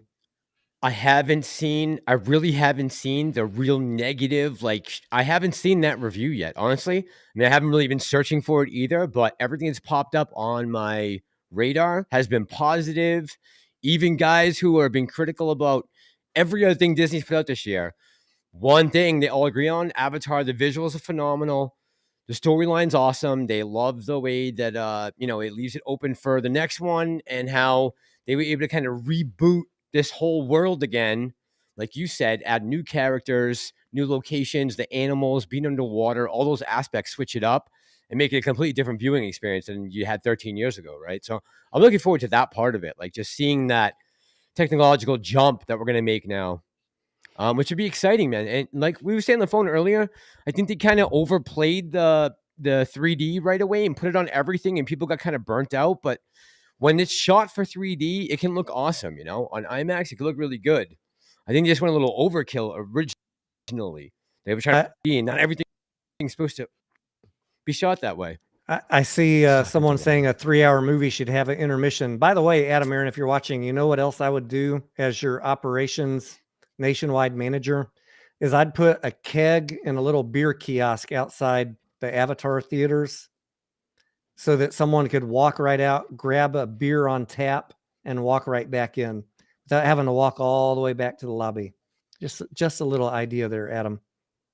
Could you dispense that without a person standing there? No, you have a person staffing it. Okay. I don't want to waste 15 minutes walking all the way down the steps, all the way back to the lobby, wait in line. Just give me a kiosk right there. I'll go grab a beer halfway through.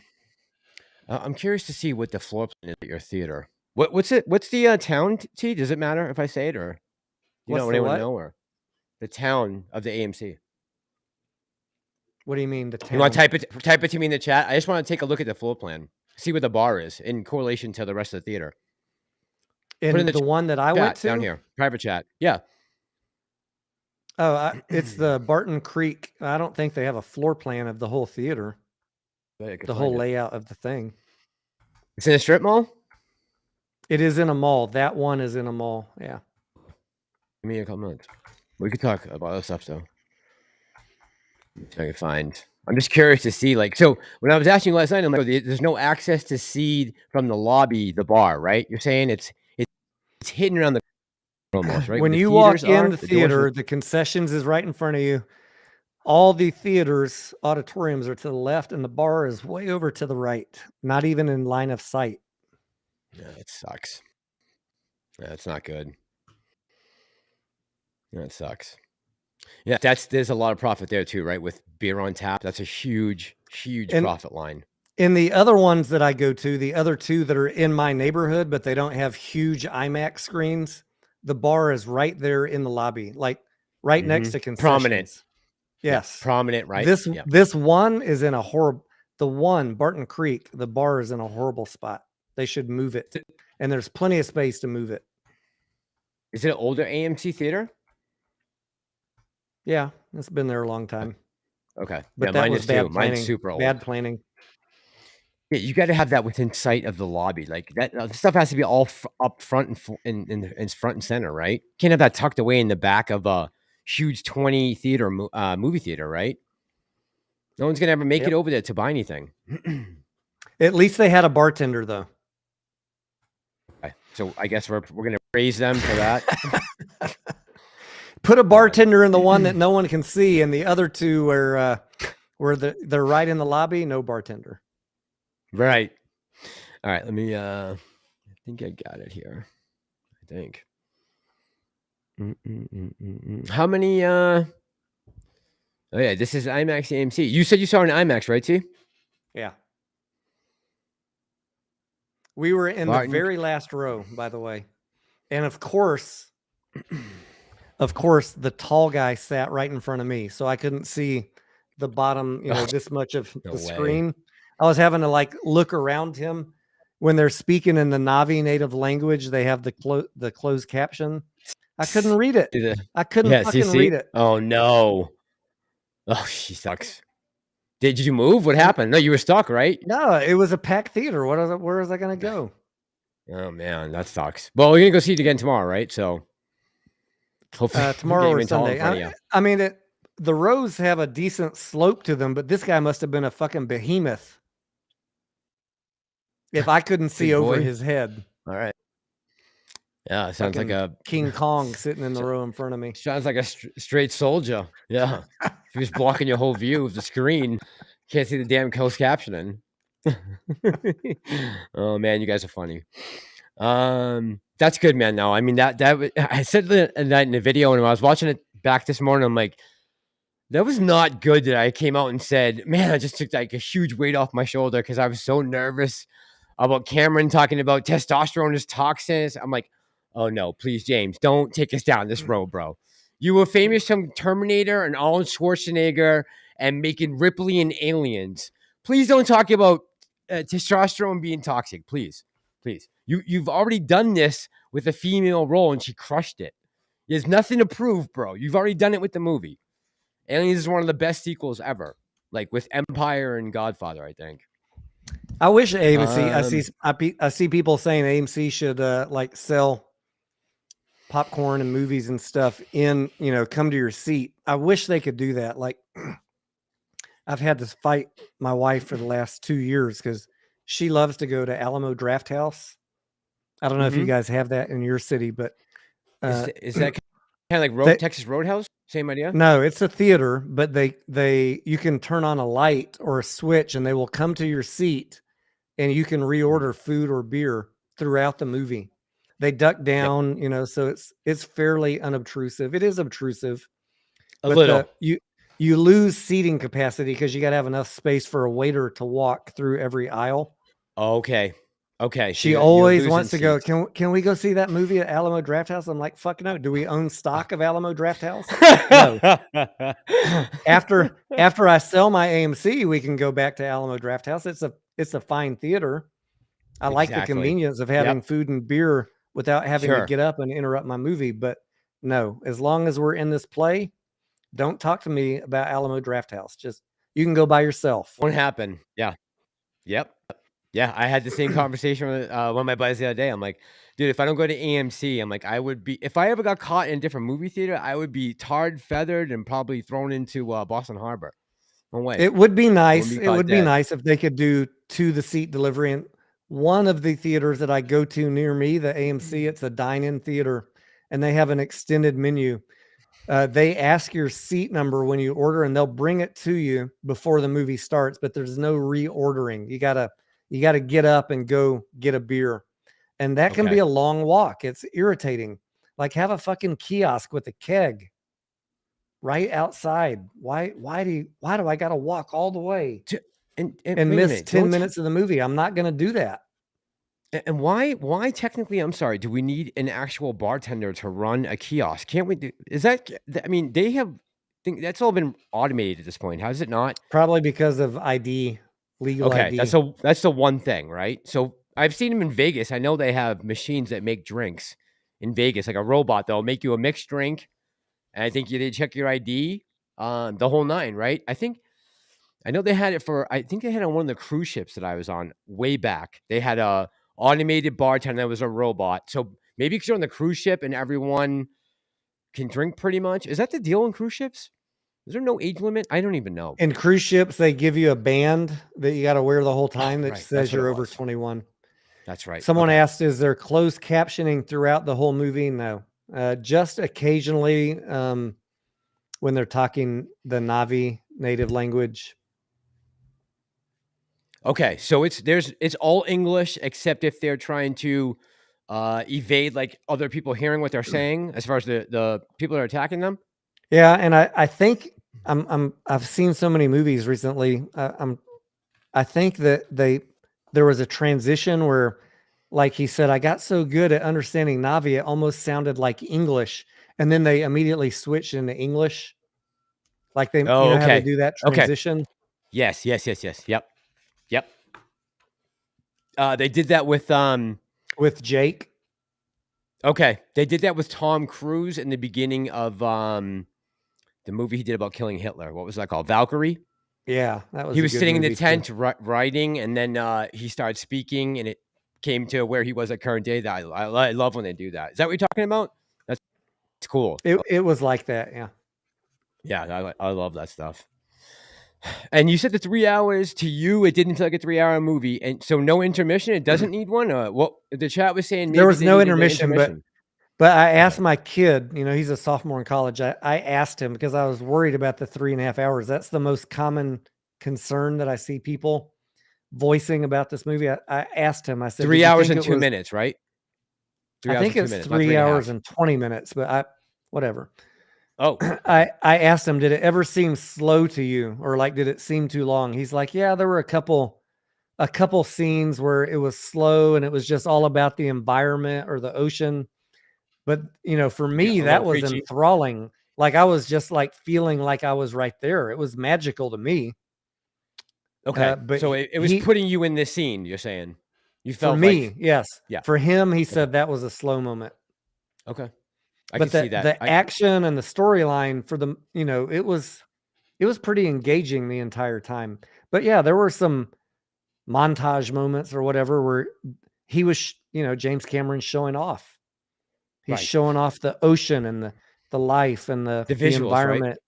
right? Yeah, Yeah, I mean, it's all about the I visuals. embraced all of it. I loved it. Yeah, I was leaning forward in my seat, at times. that's a reason. That's a reason that the theaters exist in the first place, right? It's a place where we can go to escape reality for 3 hours. You're not going to Or get that however on long. your little home TV screen, that type No, of immersion. experience. Nope.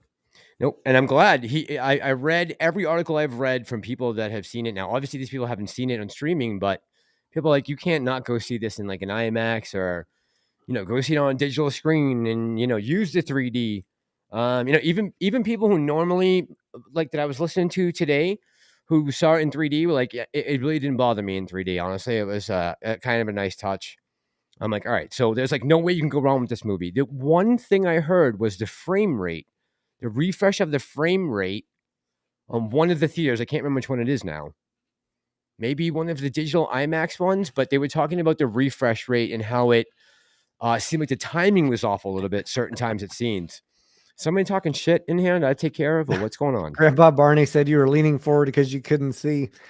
Grandpa Barney, okay, real story. I did not wear my contacts. I'm nearsighted, so I already can't see far away. Grandpa knows I'm old.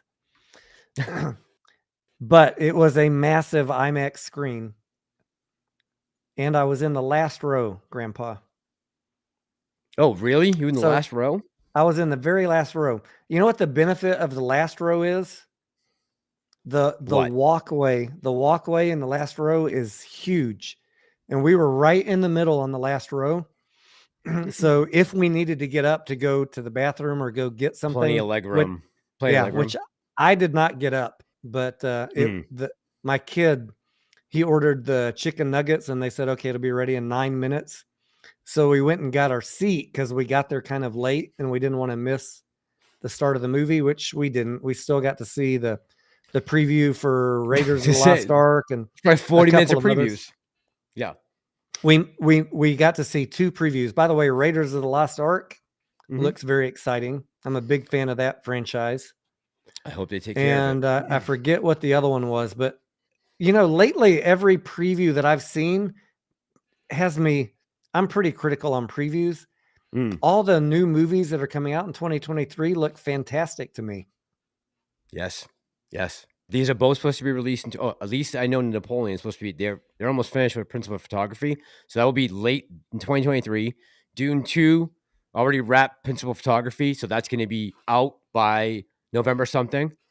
And I've seen just some shots from on the set for that, like big battle pieces. Dude, Dune was a visually stunning movie. I can't even put it into words how that looked on screen. It was very the cinematography on that movie was out of this world. There's a lot of things about that movie that I thought were so amazing about the big screen. I wish it hadn't gone to streaming the same day because I think the box office would have done better had it not. There's a little minority of like Dune people out there, but I was hoping it was going to see better numbers than it did. I'm hoping more people are going to go to the theater now, and with that 45-day release this November, it'll bring in the numbers we should have seen the first time around, right? I hope. It seems like a lot of people got invested into it after the first one came out. A lot of people who have written articles about it have seen it on streaming and said, you know, I still thoroughly enjoyed it, even though I didn't see it on the big screen. On now Avatar? we have that. Yeah, on Dune. Oh, Dune. I have not seen Dune yet. Can you believe that? I can't believe you haven't seen that. That's so crazy. It's like Lawrence of Arabia in 2059. It's really cool. It just came up on our streaming a couple days ago. We were looking for something to watch, and I said, I know that I will like that movie. I don't know if you will like it, and it's pretty long, so I'm probably gonna have to watch it by myself. Yes, you probably will. But they got the green light for part 2, right? Oh yeah. They already wrapped principal photography. Yeah, right. So they're about to go back. That one I will go see in the theater. I need to watch the first one. I want to read Owning the Floats comment. He says, and I know you'll agree, Massalorian. Grandpa Barney is a beautiful soul. Grandpa Barney is his spirit animal. Owning the float. Grandpa Barney, I hope you're getting a big smile right now. Grandpa Barney once hugged a dead person and his love brought them back. Why are people roasting Grandpa right now? I don't understand. He's giving him a compliment. Grandpa Barney is a beautiful soul. Yes, he is. And I know, because he's in my Discord, that he is a huge AMC supporter. Yeah. And a supporter of both channels, right? So all the AMC channels out there. I mean, I see him everywhere. He just he loves this company. He loves the movies. Yep. And he keeps people's power on in the dead of night when ice and storms take your power out. And that right there is a beautiful soul. That's an honorable job. You know, you must get a good feeling at the end of the day coming home and being like, all right, you know, whatever I did today was helping keep a community in the light, as we say, right? Out of the dark. I've told him on live streams before, you know, like when we have an ice storm here and people are bitching, oh, my power's been out for 2 days. You have no idea, motherfucker. You have no idea the work that these people are doing 24/7 to get you back up and running. Why don't you just, you know, shut up and wait. Check your white privilege and put another log on the fire. It's not Grandpa Barney's fault that you didn't stock up on firewood. Yeah. Yep. There are people right now, and did you see they're trying to pass a new federal law in Germany for people cutting down trees in the forest to heat their houses? I'm not kidding. I'm not kidding. I'm not kidding. No one's talking about it over here, and they won't, right? I mean, it's not like Munich is burning firewood, right? The whole city. But there's certain fringe areas outside of the big cities that are burning. They're trying to stop them from burning trees in their own backyards and saying it's a climate change issue. Like, I'm like, get off my property before I break you. I'll tree here if I want. I can't. God, man. Yeah, Grandpa, man, appreciate you. Big time. Yeah, he's a big supporter, and you gotta love the. I mean, he gives back to this community. Grandpa Barney says he's working right now. Son of a bitch. Are you really? You guys having winter? Are you guys having winter weather up there, Grandpa? Yeah. How is the weather up there right now? It's been cold here the last couple of days actually, but we haven't had any snowstorms. Snowstorms have been through the Midwest, right? Everything I've seen has been like middle of the country. No, he's up in the Northwest, I think. Yeah, he's like Grandpa. What? Oregon, right? Is it Oregon, Washington, somewhere up there? Grandpa says, "I love you all, guys. Love what we're fighting for." Right? You know, one of the best things, whatever happens with this play, is the friends that we have met along the way, and you know, whatever play or plays that we're in, I hope that what I said in the Discord the other day is that our goal is to help everybody survive a bear market, help everybody through smart decision making and creating a risk balanced portfolio, not putting all your money in one play or not putting all of your money in the trade of the day. Create a portfolio that sees you through to surviving however long this takes. And if we get a squeeze on one or two stocks, whether it takes a year or a week, because there's many tickers that people on my channel are playing, the goal is to work together, share knowledge, share eyes on different tickers, and help each other out. And I love that about this community that we've built. So, Grandpa, we love you. Yuka Frita, we love you. Mike, we love you. All you guys. And I'm honored. I'm honored to be able to be here for you guys and create a forum where we can have those talks and help everybody be successful and help everybody sort through the clickbait and the chaff and the pump and dump shit that's out there. We'll play those plays, guys, but we're not going to listen to the nonsense price targets on the new ticker CUSIP.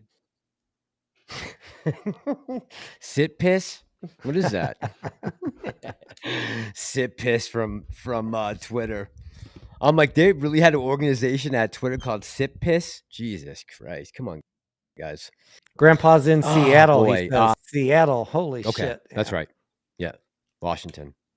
Anything man-made burns out. He says anything man-made wears out, burns down, and breaks. Yeah. Yeah. That's a tough spot to be in right now, too. Read Owning the Floats. I'm going to let you read this one, Massalorian. Owning the Float. I should be right at the bottom right now. I should be right on it. I just saw him, right? He just put up a comment. Oh, whoa, I'm way behind. Sorry, guys. Wow, I'm way behind. Way behind. No, Tony, that's a lie. You were leaning forward because you couldn't see. Okay. Oh, I'm way behind. All right, I'm catching up right now. All right, I'll read it. I'll read it. This is how beautiful a soul this gentleman is. Grandpa Barney bought Owning the Float's wife's whole Amazon list after they had their baby last Wednesday. They met up. They met up for breakfast in Tacoma, Washington. Where are you reading that? Oh, in my chat. It probably hasn't showed. You're probably too far behind. Yes. It says Mike and Grandpa get a room already. Yuka Frida said that. I have. I got it. One of my friends, my friend that's a pilot, he lives somewhere up there in Washington. What is the fucking city? It's something Bay. Something Bay. I can't think of it. It's a very It's on the coast. It's a very picturesque town up in Washington, and he's always telling me to come up there. He's a guy that I went to high school with. He was the dude that we met in Nashville and hung out with for 2 or 3 days. What the hell? Not Newport Bay. Oh my gosh! I'll Elliott think Bay? of it. I'll think of it in a few minutes. Let's see. Anyways, Scarlett fell in love with this couple. She's like, wow, they're the nicest couple. It's like a dude I played soccer with and went to high school with, and we're still friends today. Gig Harbor. Yes, cancel bubble. That's it. Sorry, it wasn't Bay. Gig Harbor. Grandpa Barney and Mike, are you guys near Gig Harbor? Because I don't know the geography. I've not been to those two states, Washington or Oregon, and we want to go up there and visit my friend in Gig Harbor. If you guys are up that way, we'll definitely break some bread and shoot back a couple shots. Let me put this up right here. I'm actually I'm pretty familiar with this area, all Bellingham area, all that northwest area of Seattle, right? Because it's right outside of Vancouver. Like Pantheon knows all this whole area. I'm not sure where Gig Harbor is into correlation to Seattle and Bellingham and stuff, though. That looks nice, though. Gig Harbor. It's really looks like something out of Maine. Ocean, really. Pelosi's there's lots of libs in that area. This guy is not a liberal. Look at those pictures. This guy's not a liberal. He's about as hardcore right as you can get. It's funny to hear him talk. No, my friend, friend from high school. When if we start talking if we start talking politics, he just goes on and on because he can't talk his talk up in Gig Harbor. Right? Yeah, you get crucified. Yeah.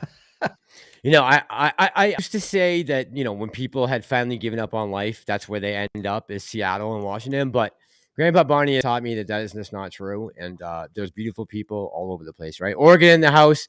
Disney buys AMC. He's a Northwesterner. He's a fellow sheriff. So, yeah, T, going back to what you were saying earlier.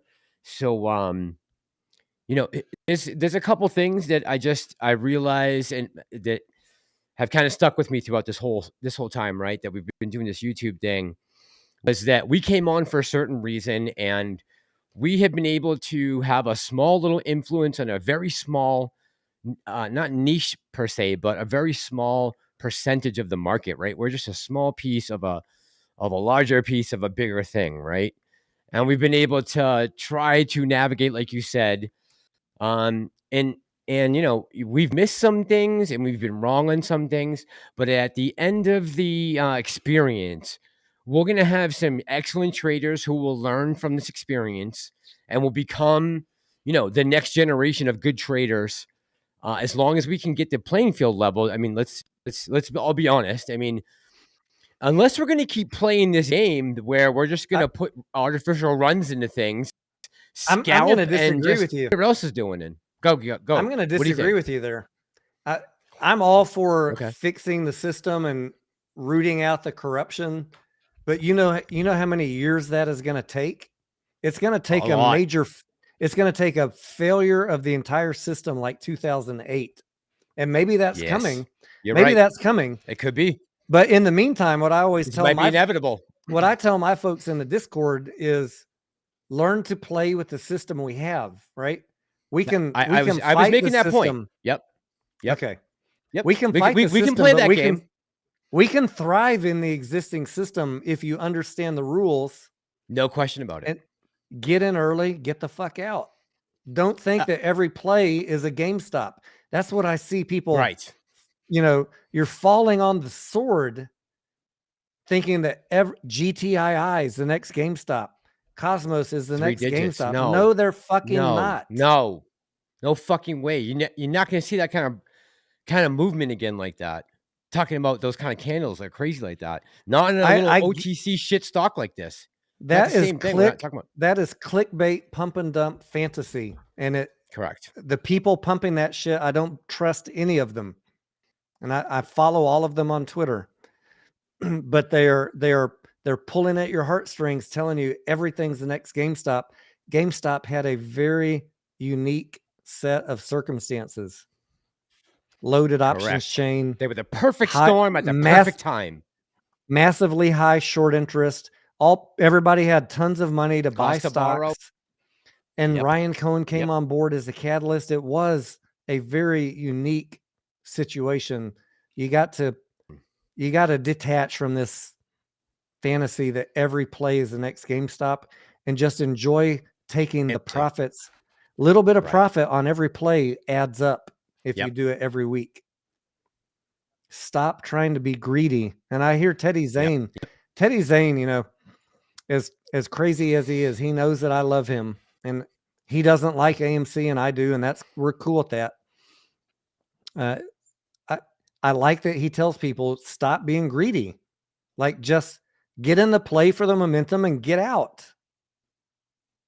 Everybody hangs on too long because you're listening to people that are filling your head full of cotton candy. Nonsense. There is plenty of money to be made if you're reasonable. And people hate me because I give them reasonable price targets, but you know, we do just fine with reasonable price targets. Do we miss a few? Yeah. But am I bag holding a bunch? Hell no. So I don't know. Right. I want to see you guys win every day, win every week, not bag hold shit. Yeah, nobody's, unless you sold, guys, you're not bag holding on AMC right now. So let's just, I don't know even why that talk's flying around. Unless you're out, then you're not bag AMC, unless you sold. I know 72 to 5 can seem like bad for the money. I get it, bro. I decided to hold through that number to where we are now. And that's just where we are now, and there ain't nothing I can do about it at this point. And I think the stock's well worth $5 right now, if not more.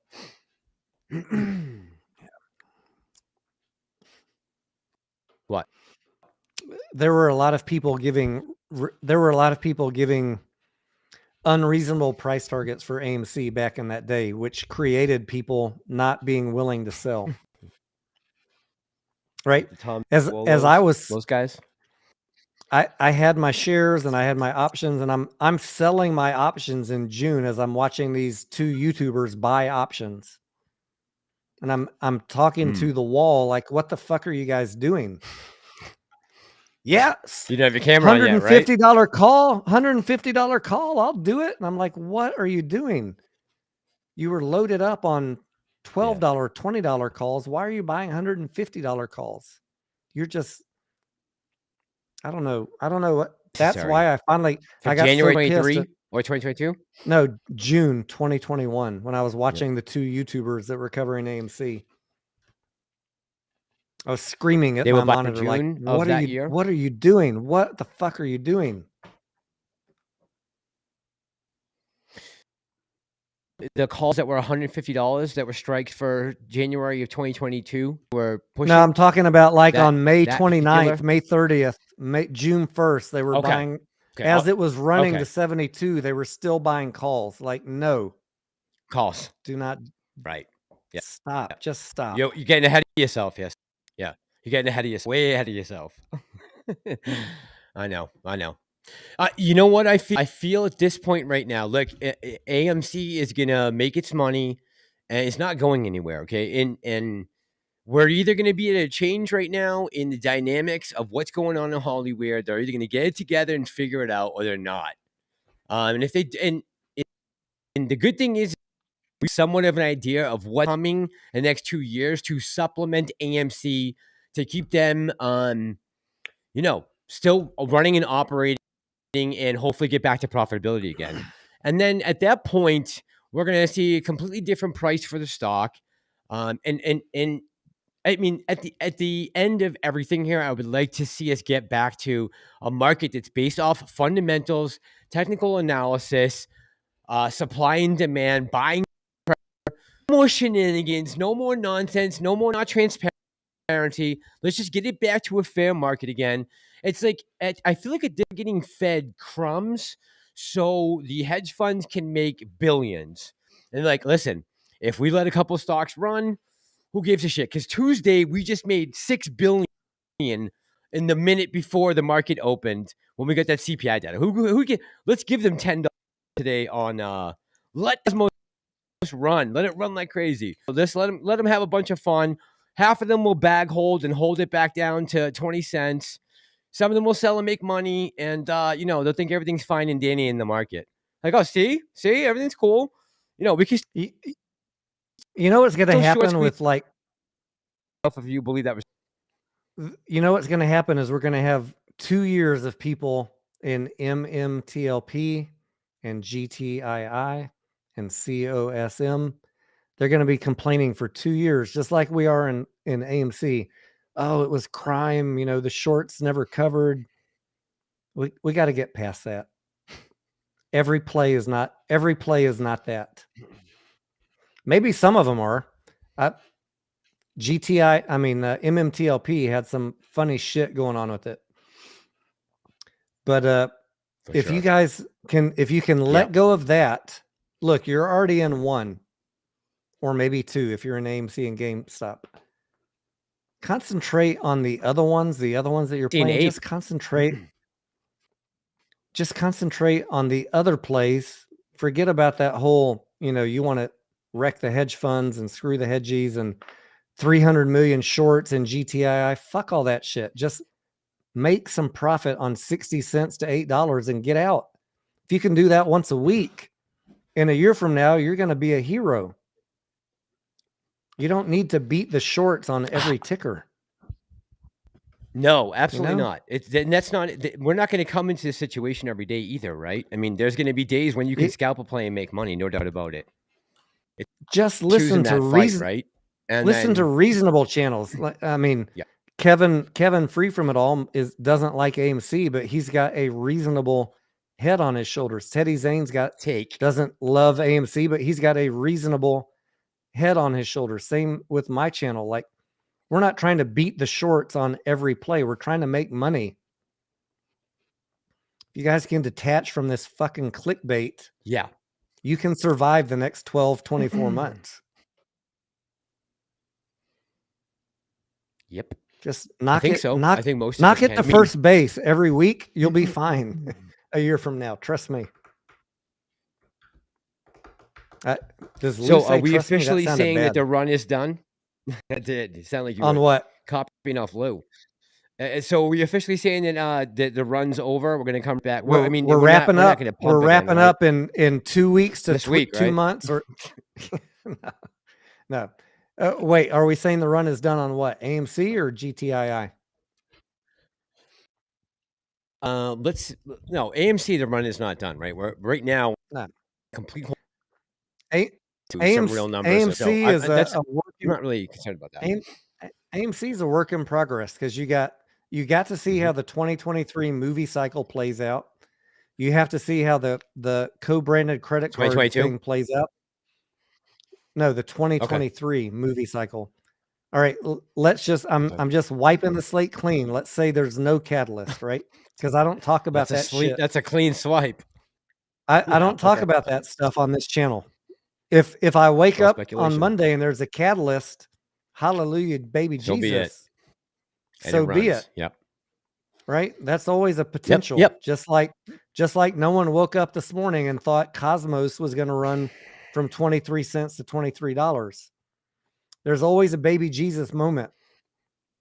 And maybe one comes. But if that happens, it happens.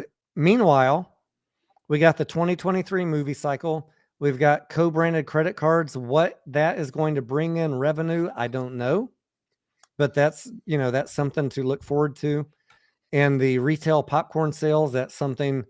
Look, anything extra is better than zero.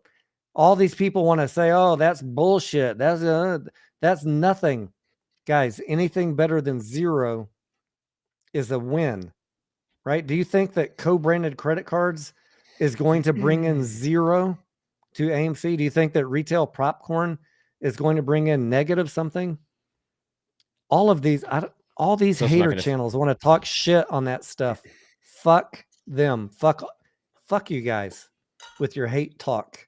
You just love GameStop. Whoa. Fuck you. Sorry. Am I crossing the line here? Oh, goodness. I was like Kanye. They're just mad. They're just mad that Jesus. this company AMC is exploring other revenue opportunities. That is incremental necessity. It's incremental necessity, and it will help the company. They were close to bankruptcy, don't forget, guys. Like 18 months ago. Close to bankruptcy. So going to a penny. I mean, they were, right? He said it. PVV, it's pretty interesting to see all of a sudden all these. So what would you suggest, PV? Have sat back today on the phone with each other and be like, hey, Tony, let's buy, we'll buy, just not tell anybody. We'll buy that 14, we'll sell that 22 and get out. No, we just sat by. I post, and we look, I post every single one of my trades.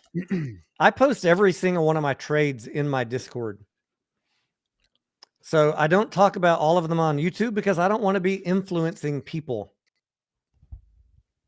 I will talk about them after the fact on YouTube. Whenever I catch up with you guys on the live, I'll tell you what I bought. I try to, but no, I don't front run shit. That is despicable behavior. And if I sell something, I will tell you, even if it hurts your feelings. Every day, you know, I am the most hated YouTuber in the finance channel sector for a reason, because I tell you what you don't want to hear. And some people still, you know, they still call me he's paid off. He's a shill. He's a paid actor. Because what? I tell you the truth. Fuck. And you don't like it?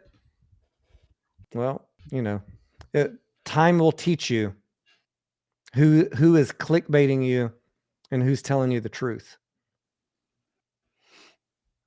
I don't know. I don't know what to say. No, we don't front run shit.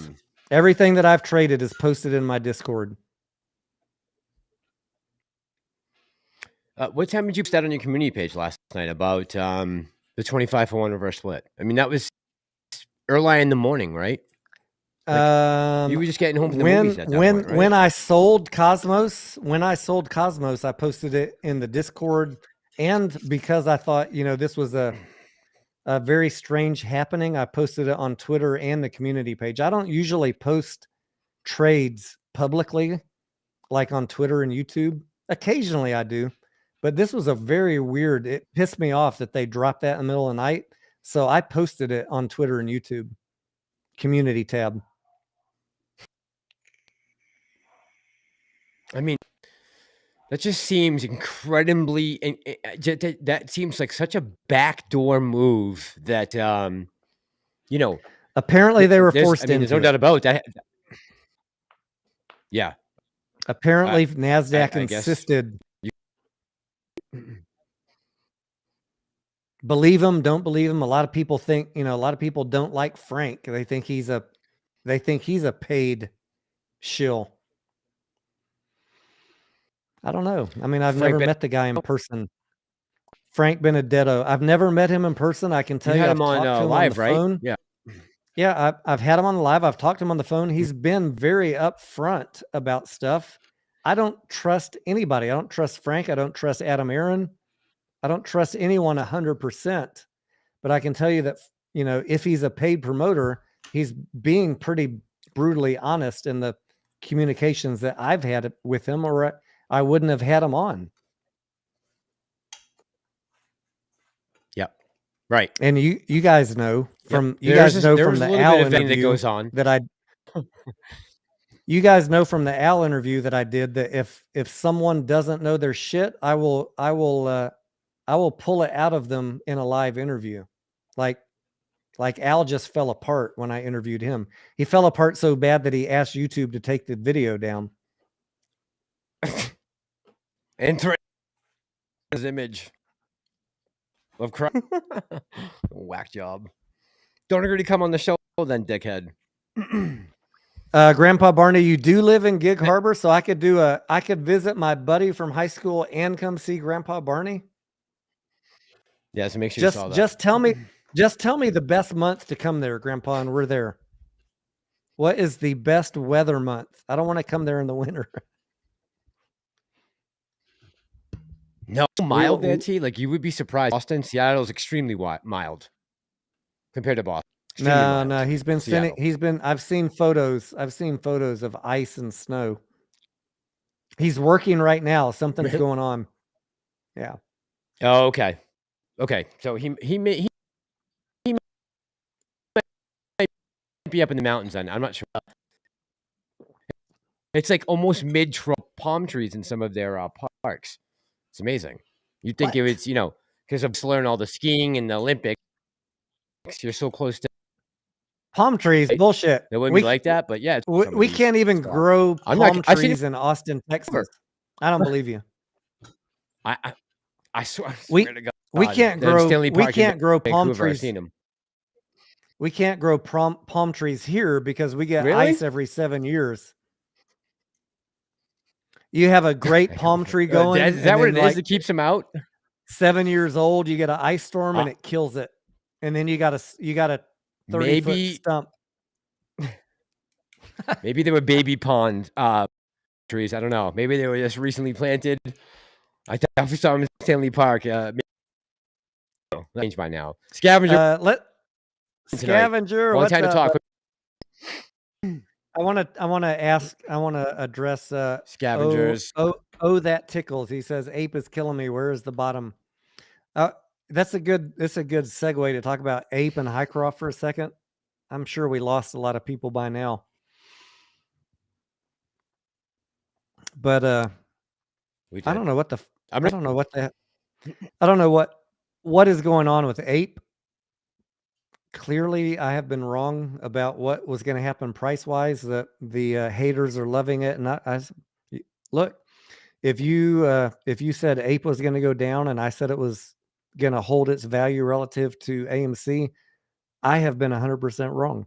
Right? There's no debating that. But you also, someone told me in March that I was vaporized, and now he just deleted his whole channel. You don't understand my patience of being right. You don't even get me if you're going to laugh at me right now. There are people laughing at me about Cosmos at 6 a.m. this morning, and then it ran to $23.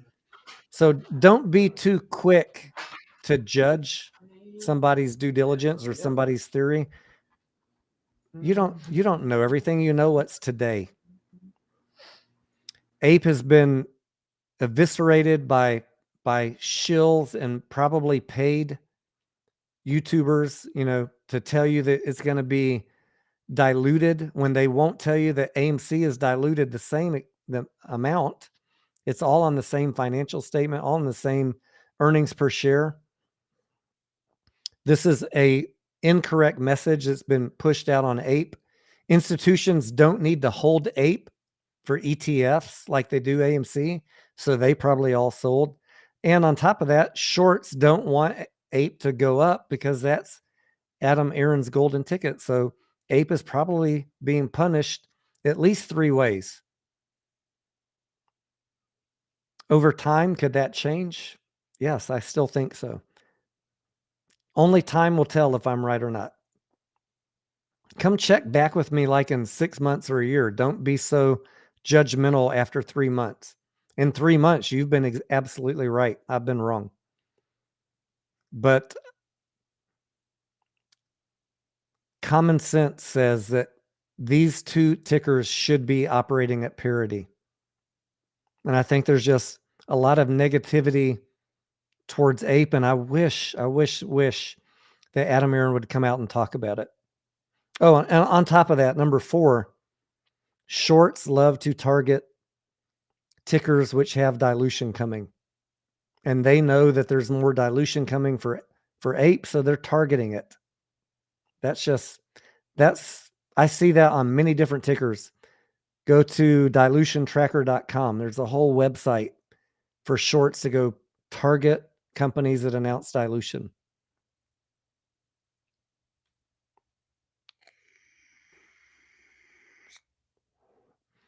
And so I don't know what the low price point is on Ape. I stopped buying at $1. I said that a few weeks ago.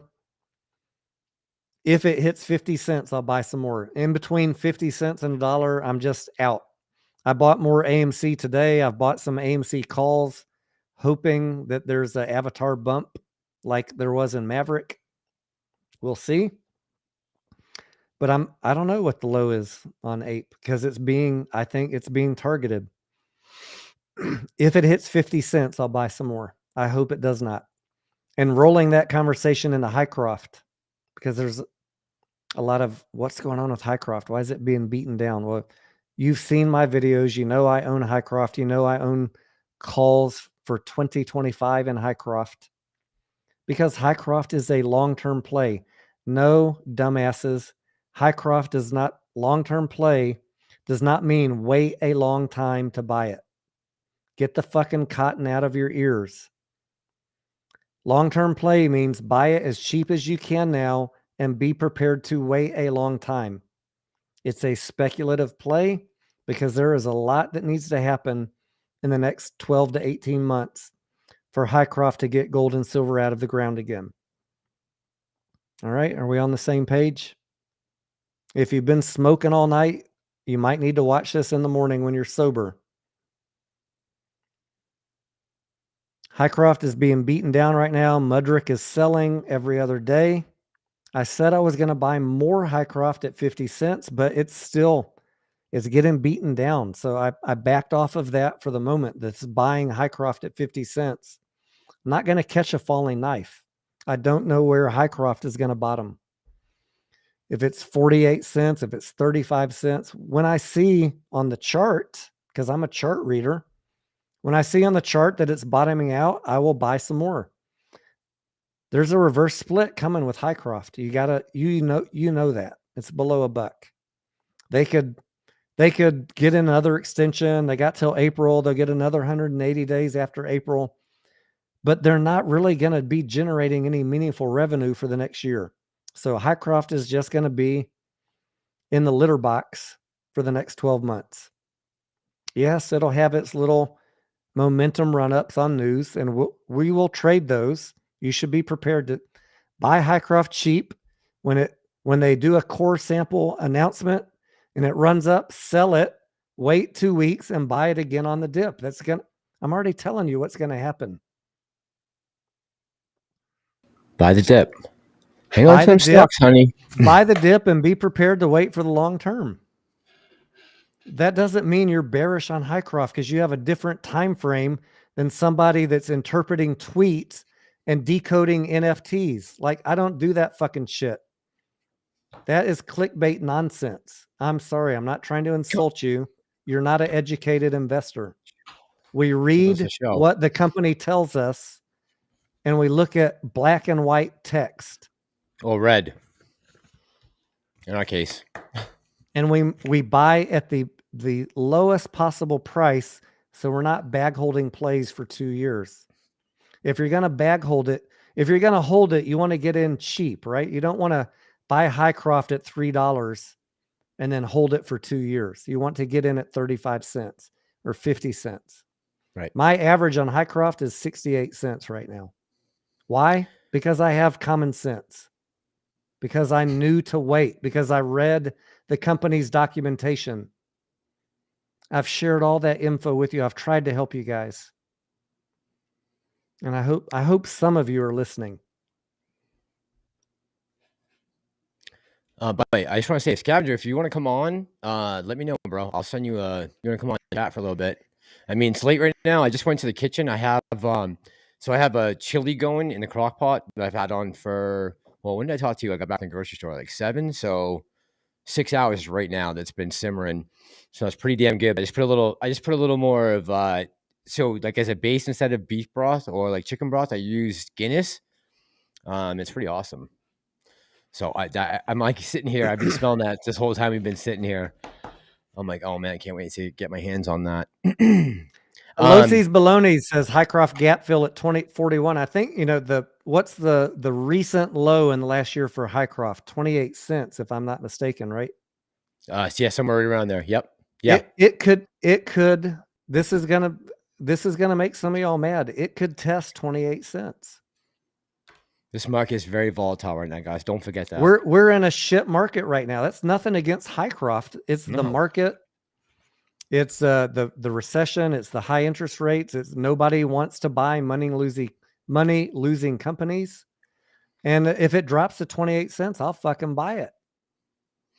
But I want to buy it as cheap as I can because I know I'm going to be holding it for 12 to 18 months and it's still risky. So why do I want to pay $1 or 50 cents? I don't. I want to own it as cheap as I can. Right. Hycroft, AMC, all of them. Anything I can make money on. Anything. Yeah. I say that about any play. I'm not picking on anything. Correct. Every fucking ticker I say that about. I waited a year to buy Tesla a couple weeks ago. Right. For the same reason.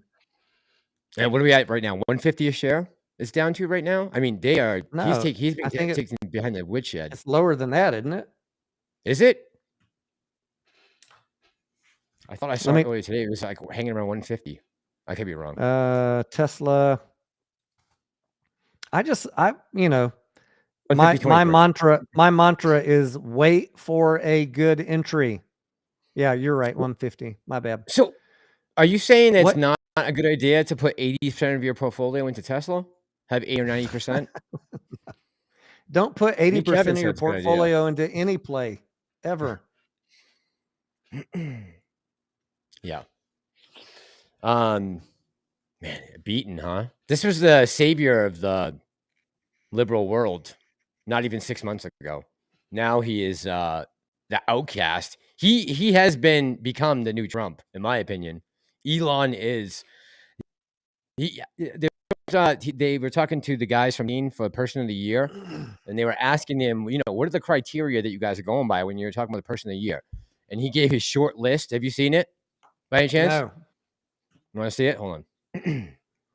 Grandpa Barney says we don't have palm trees. We have giant firs. Christmas trees. Maybe I know what a goddamn fir is. No, I saw August. He says come to Gig Harbor in August and September. All right. There you go. I'm gonna schedule that with Scarlett, Grandpa. August is Mike's birthday party. That is a deal. Andrew's put up a thing saying, I feel like we're going to be waiting until 2025 for a catalyst or for, profitability or anything like that. But we're not, I'm not talking that long, Andrew. That is not what I'm talking. In the last, I think 3 videos that I've done uploads, count out the live streams, I think I've said, some of the next 6 to 12 months. I'm definitely not saying 2025. I don't even know if I'll be in this country in 2025. I have no idea. Way before that. Tammy says they're attacking HYMC and APE because it hurts AMC's bottom line. Absolutely, yeah, and they're probably heavily over leveraged and shorted on AMC, right? So I'm very concerned trying to figure out why Mudrick is selling. Like, are they selling to hurt Hycroft, or are they selling because they know something? Like, that's something we need to talk about. We need to have an open discussion. Like, is there bad news coming from Hycroft? I already know what the bad news. Yeah. They need to. Well, no. I've already done the DD. They've got enough cash to last for the next 12, 18 months. I'm not worried about that. But there is a reverse split risk coming at some point in the next year. But why is Mudrick selling Hycroft? I'm very worried about that. It's suspicious to me. If there's $26 billion of gold and silver, why would they sell at 50 cents? It makes no sense to me. Right. But then the only other answer to that is the dry is running well. The well is running, and damn Guinness. The well is running dry, and they are need to look either to fund more expeditions and more drilling and more excavating and everything else. And, retail is going to have to help with that, I think, at some point. Or they're going to be looking for us to. What I was theorizing, like best case scenario, maybe Mudrick is running short on capital and they need cash. That's another possibility. If I could put a positive spin on it, collateral's getting drained down, they might need the cash. Like if I could come up with the best possible answer, why is Mudrick selling? They need cash. Yep. And just a logical place for them to dump. I always think best case and worst case, the way I analyze everything. Best case is they're selling because they have to. They're forced. Worst case is they know something. What is the answer? Fuck if I know. I know. But we should be thinking about both. Yeah. And not being angles. Not being blind and just buying Highcroft hand over fist if it's going to drop to 35 or 28 or 41 cents. Like you might have a chance to pick it up cheaper. That would be extremely counterintuitive to what we're trying to accomplish, guys. Clark was asking about, I just want to make sure I get this before it goes out of my view. I know I've asked this question before, but I'm curious if there's any new information of whether or not Ape can be delisted. So now that we're below $1, and I just dropped that again. Six Son, thanks for the super chat, brother. Appreciate you. Thank you, Six Son. And is there any? I think we've always said, right? There's some reason why Ape can't be delisted, correct? What is the technical reason? My current understanding, based on what people shared with me on Twitter, and I looked for the regulations, but finally someone shared it with me on Twitter. Okay. And I could not find any preferred shares being delisted, except if, and this correlates with what I was sent with Twitter, except if the parent company was delisted or going bankrupt. So my current understanding is a preferred share won't be delisted unless the parent company shuts down. Okay. And that's not going to happen. So that's my current understanding. I have not found the actual regulation, but someone shared something with me. And by looking at other examples of preferred shares that were delisted, in every case that I found, it was because the parent company went bankrupt. So it all kind of makes sense. And that's what I'm going with at the moment. All right. Thank you, Andrew, for that take that Tony just put up on the screen. I'm just kidding. That came out right after you said it. 24 the Money said, is this true? After you take into account splits for Tesla, 150 equates to 2250 before any splits? That seems... It was 3x, right? 414 was the high, which was 1250. Yeah. Yeah. So not 2250. So you would 3x 150. That's $500. Not even 450. 450. Right? Yeah. 2250. That sounded way off to me. Mass, if you leave the country, how are you going to be part of the great uprising? Oh, I'll come back for that, bro. I'm gonna have to come back to fight for a shot. Shot heard around the world. I'm gonna have to sacrifice myself for everyone else. Clark says if a preferred share cannot be delisted, there's no reason to convert them back to AMC. So let's just walk through what the company has said. The company, Massalorian or anybody in the chat, correct me if what I'm saying is incorrect. The company has said that APE is the currency that they're going to use to pay off the debt, right? Essentially, yes. Yeah, he's come out and said that. And how much debt do we have? 5.2 billion. And are we going to pay that off next quarter? No. So why are people saying that APE is going to be converted anytime soon? I hear people making videos saying APE is the currency to pay off the debt and APE will be converted soon. Like, do you understand the dichotomy of what you're saying there? It makes no sense. APE is going to be around for years. Okay, so wasn't this at the core issue between Boss and Matt in their discussion? Was about this particular thing, correct? This is part of it, right? I don't know. Ape, correct me if I'm wrong, but wasn't Boss saying that he was using Ape or options to hedge against AMC going down? Correct. different discussion. Okay. AMC and Adam Aaron have said that Ape will be around for a long time. I'll post it on Twitter if you need me to. This is corporate communications. It will be around for a long time. They're going to use it to pay off the debt, however long that takes. You should plan on Ape being around for years and years and years. Now, could I be wrong? Could that change? Could they change strategies? Sure. But what they've said is they're going to use Ape to pay off the debt. Look at the price of Ape. It's going to be around for years at the current price.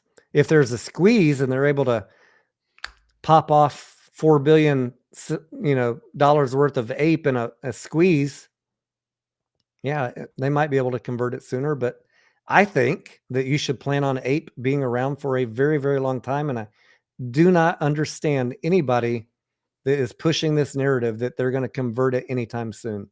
Makes no sense to me.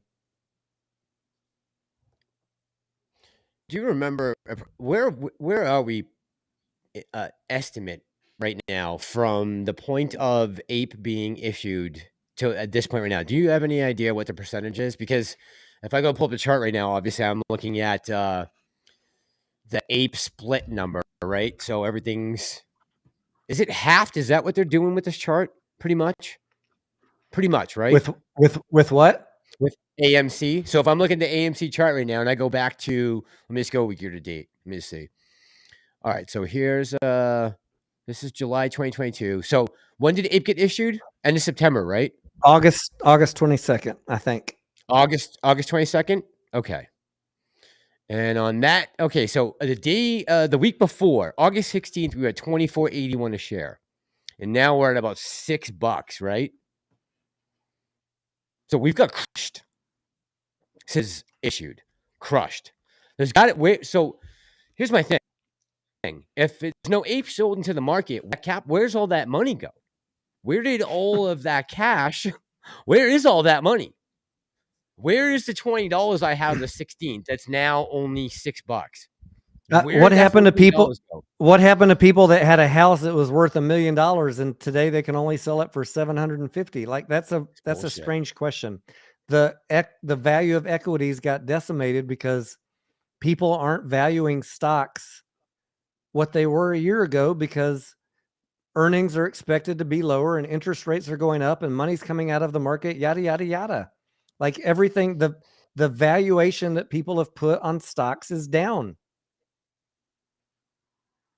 The money didn't go anywhere. The value that people assigned it went away.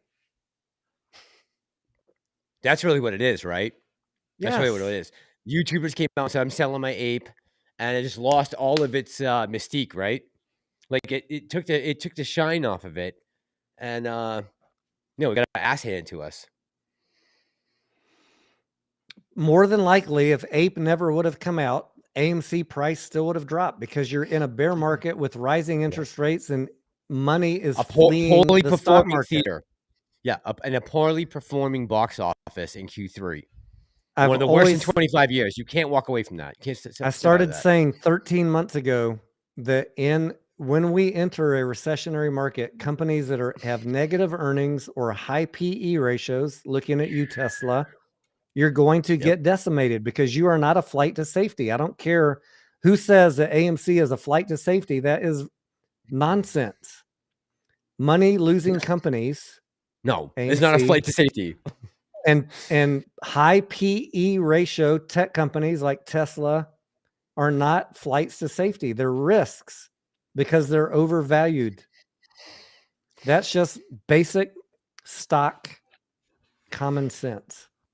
Okay, so let me ask you this. Was there stupidity behind us not selling at 72 when the stock... of course, in retrospect, of course. All right. Okay. I still think it can go higher than that. There was a stupidity in me not selling everything in November of last year. I know. Right? That's jumping everything. I'm not picking on AMC at 72. No. They all like suck. everything has sucked for the last Got the year. ass kicked in. Yeah. Anyone who had 2020 hindsight would have sold their entire portfolio Correct. in November 15th of 2021. Kevin. Like me. Like me, Kevin. Yeah. That face. I'm out. This But is nuts. But I don't invest stocks for what's happening 12 months from now. I'm like, everything that I'm buying is for the long term. I've never sold anything in 30 years because of a bear market. And you know what?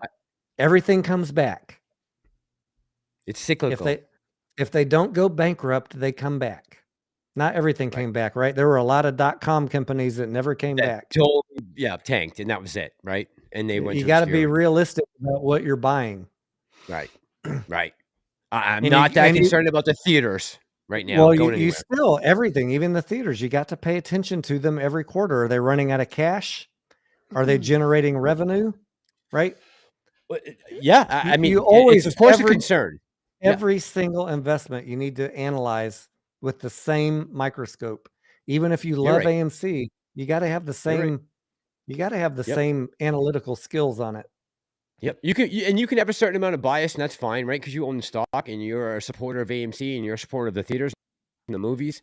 You can have bias, but you do have to keep it real from time to time. You can't go completely off script, with all this hype bullshit. Because a lot of people are getting tired of that. I've noticed it. Sleepy says next year will be the year you'll see zombie companies starting making headlines, dropping like. Is reality? Frank says. Buscarello says. Tony De Niro. The reality is AMC's coming in at $475. About a bounce there. I'll go that low, I guess, right? But I think I don't know if it's gonna. Well, who the hell knows? I'm not gonna say anything. We're on that teeter-totter, Frank. We're on that teeter-totter of market negativity versus Avatar 2 positivity. I cannot tell you today. Maybe I can give you a better idea on Monday, but I cannot tell you on Friday night. I can't tell you on Friday night which one is going to win, but I have voiced my concern that we got two competing narratives right here. The market wants to go down and the SPY could go to 350 or 320. Nothing is going to survive that. Nothing is going to survive a market crash. Everything's going to go down if that happens. If Binance crashes and crypto crashes and the index crash, look, that's just the market. That's not nobody's picking on AMC. So what? Que sera, sera. There is some there. I have to say though, there is good news. I don't know if you heard the White House yesterday. There's $55 billion right now being allocated for reparations to the continent of Africa. So and Joe Biden's had the most successful 2 years first presidency in history, according apparently. Oh shit! I need the short list for AMC. You're not gonna. I mean, short list for Person of the Year for Time. Look at this. Hold on. You're gonna love it. All our favorites. A lot of our favorites are there. Here's the short list. I'll put it up on the screen. Ridiculous. I'll tell you, despite all this bad news, I don't want to all be doom and gloom. I am buying many different stocks. Tesla, Amazon, Meta. I'm even looking at Disney. Massalorian and I were arguing about that earlier. That'll be a discussion for another day. No, that'll be a discussion for another day because we'll spend an hour talking about that. I don't want to talk about that tonight because I haven't done enough. But many of these blue chip companies, I'm drawing my line like where I want to buy them. Because no matter how bad it gets, there's a lot of stuff that I want to buy right now that in 1, 2, 3 years from now is going to go up 50 or 100% with very low risk. Yep. How much powder can you get your hands on right now to invest to hold on a long-term hold? Every week, I'm allocating whatever powder I have free that week into my accounts. And if you don't have dry powder, go get a second job because right now, guys, whatever you can fucking invest in that is a solid company, you will thank yourself a couple of years from now. You might hate your life. You might hate your life working 2 or 3 jobs, but in a couple of years, you're going to thank yourself for buying this dip on good companies. Yes, that will last and stand. I'm not. Stand up. I'm not saying that from some pedestal. I've worked 2 or 3 jobs to get to that point.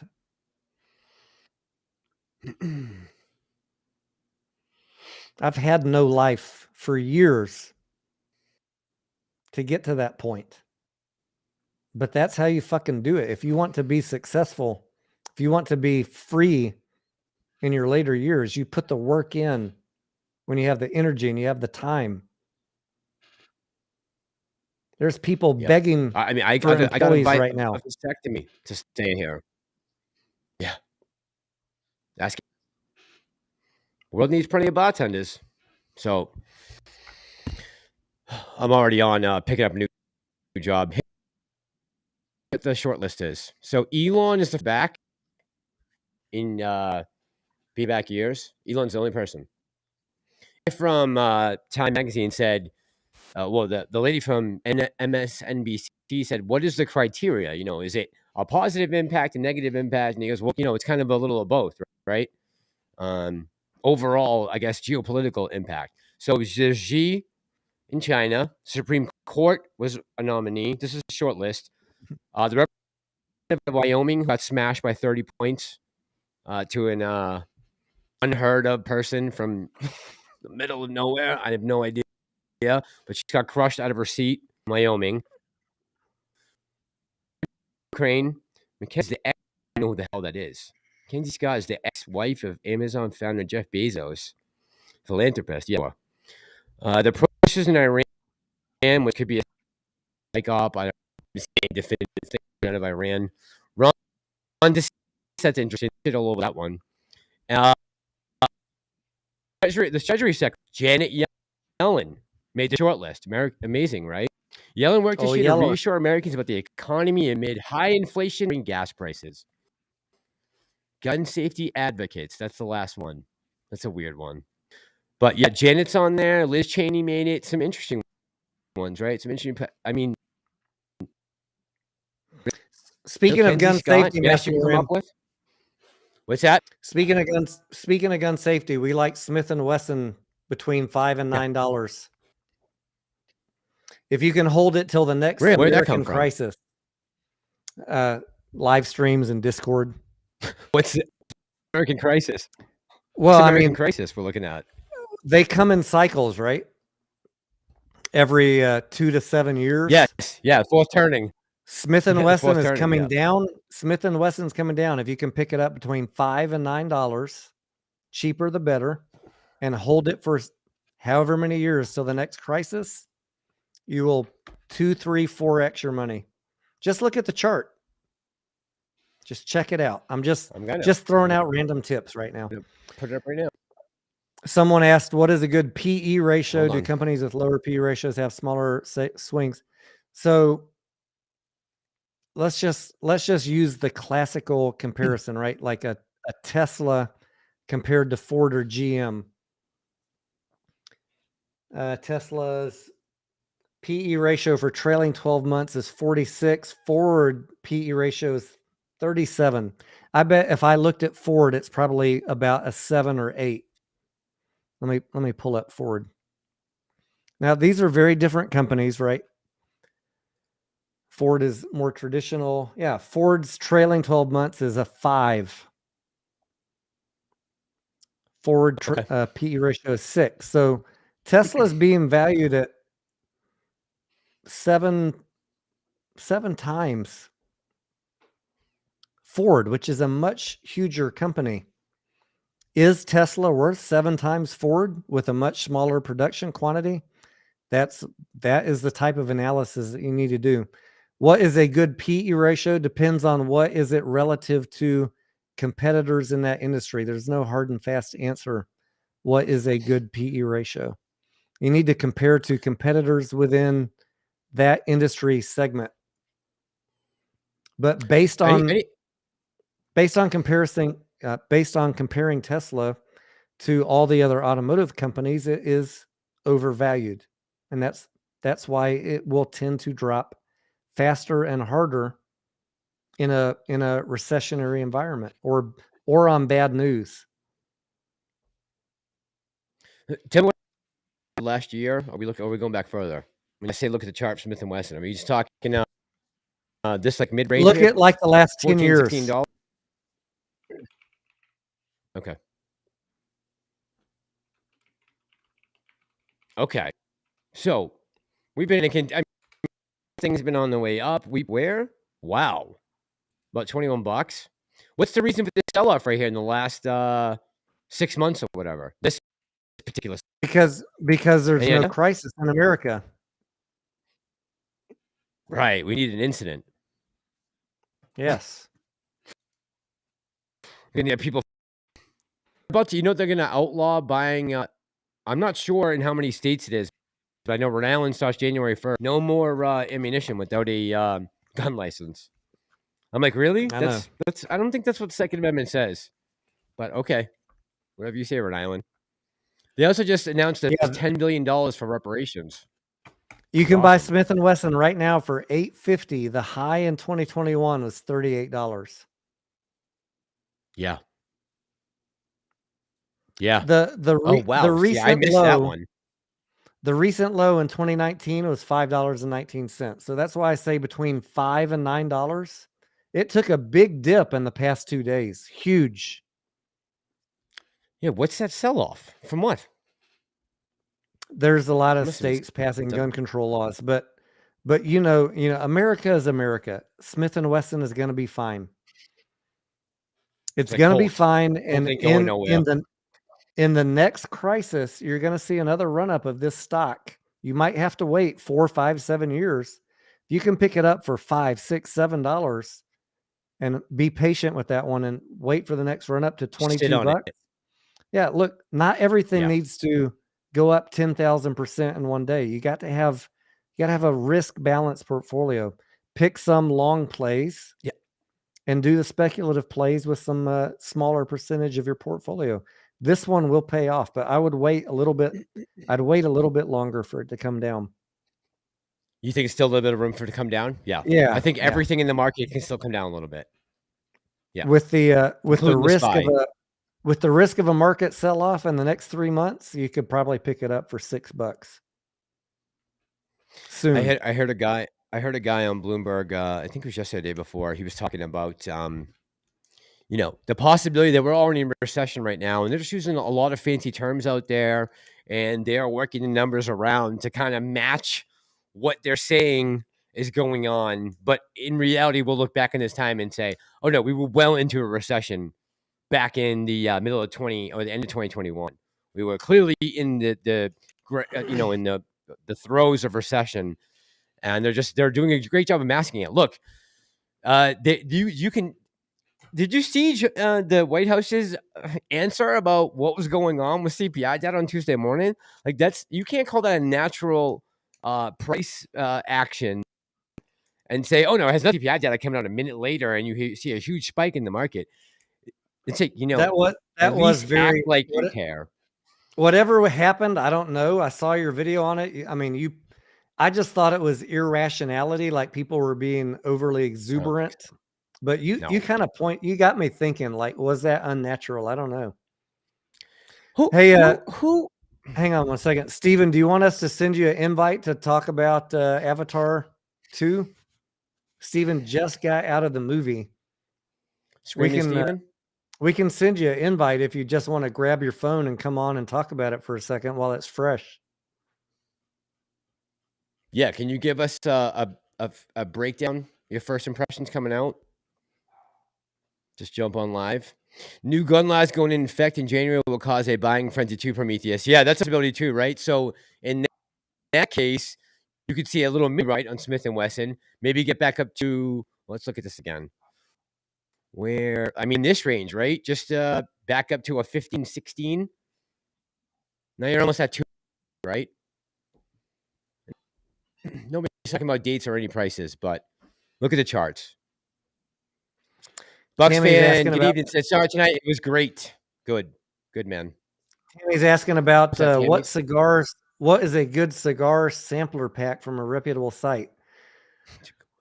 I'm not a frequent enough web shopper, Tammy, to tell you on cigars. I go like when I go in Specs and we're buying, whatever bottles for the next 30 days.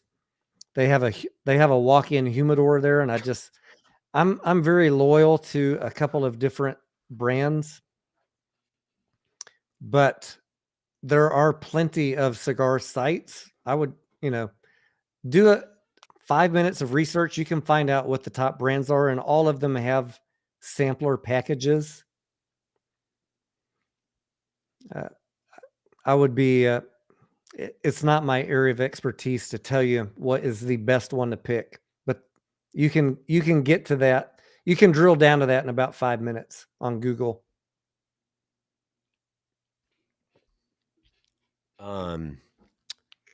Somebody said Tony doesn't believe in the World Economic Forum and CBDC. He doesn't believe in a one world currency. I think that CBDC is inevitable, but I don't think that it's on the time frame that everybody is saying. Like everybody thinks it's going to be tomorrow or next quarter. I said I will bet money. Anybody wants to bet, I'll take your bet that there will not be a citizen distributed CBDC in 2023. It's just not going to happen as quick as the conspiracy folks are saying that it will happen. Definitely people want it to happen, and I do not want it to happen. It's horrible. But you guys got to understand, I'm coming from a background of I've studied banking and finance. I understand how this whole thing works, and I've listened to the congressional testimony. Now, could they pull an end run and sneak something in against Congress's wishes and all the rural banks and totally Nah. the banking system? Never. Could they do that? No. Sure. But I don't think realistically they're going to take a chance screwing up our total financial and banking system by rushing out of CBDC. I just don't see that being a reality. If you want to put that's the money only on way it, to save it? if you want to put money on it way to save it as a friendly bet, not anything like this is not what's the word, Mass? I'm not trying to argue with anybody. I just don't. That's in my understanding of how things work. Mm-hmm. They're not going to rush that out. They will fuck shit up. They will ruin everything about this country.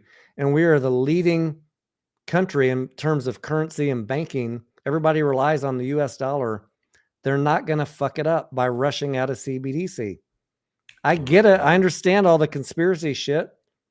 I just don't agree with it. That's just my opinion. Clark agrees with you. We won't get CBDCs until the government has seen it being implemented by other countries. It's already in implementation right now, Sleepy. In China, I've read white papers. With it. I've read white papers on CBDC. They say there's no benefit to being first or second in rushing out of CBDC. No, we should definitely find the Chinese since we're about to fight GDP. And they're going to catch us in like 3 or 4 years. So why not do everything else? Let's make it a full collapse. There is pressure to be competitive, right? But there's no pressure to be first. If that makes sense. And no, I do not think they're going to pay you in a squeeze with a CBDC. That is clickbait fucking nonsense. Oh no, I'm not saying that. I'm sorry. Please get that out of your mind. I know, but a lot of people are saying that. That's like a common thread misnomer on YouTube. No, that's not what I'm saying. My opinion, that is just nonsense. That is because Lou, sorry, I don't say his name often, but he said that bullshit 6 months ago is why I started my whole CBDC playlist. Because that is just fucking, oh, I know people at MIT. This is coming tomorrow. They want to pay you on the squeeze. He's fucking just making shit up to get you to click on his videos. Like, how can you guys not see that? No, this would be a way for them to launder more money in the next 2 years out of the country and cover it up and not ever have everyone look back at it as a money laundering scheme this whole 4 years that's gone by. Well, we've taken $5.5 trillion, printed it, put it into the market, and handed up to the 1%. So I don't. You can't. Where's all this money? Well, I'm sorry. Where did the 54 billion come from yesterday? That's going to the African countries. Who approved that? Did Congress vote on that? But that's tax money, right? That's coming out of our taxes, right? Who's agreeing to this? I'm sorry. Who'd agreed to this? I didn't sign up for any of this shit. I want to be very clear, Massalorian, that they want to control your money with a CBDC. This will obliterate freedom in America. I am not for a CBDC. You guys need to pay very close attention to what they're trying to do. I'm just saying the timeline that you're being told is not correct. Too tight. I got you. Right? Can we at least agree on that? Like I'm with you. They want control of your everything, and you should push fucking back against that. But the timeline of people telling you it's coming tomorrow or next quarter, I do not agree with that. What happens if the dollar collapses? Let's say it drops 30%, the dollar. The US dollar drops down to and now we're 50 cents behind the pound. Why would that happen? Why would that happen in this economy?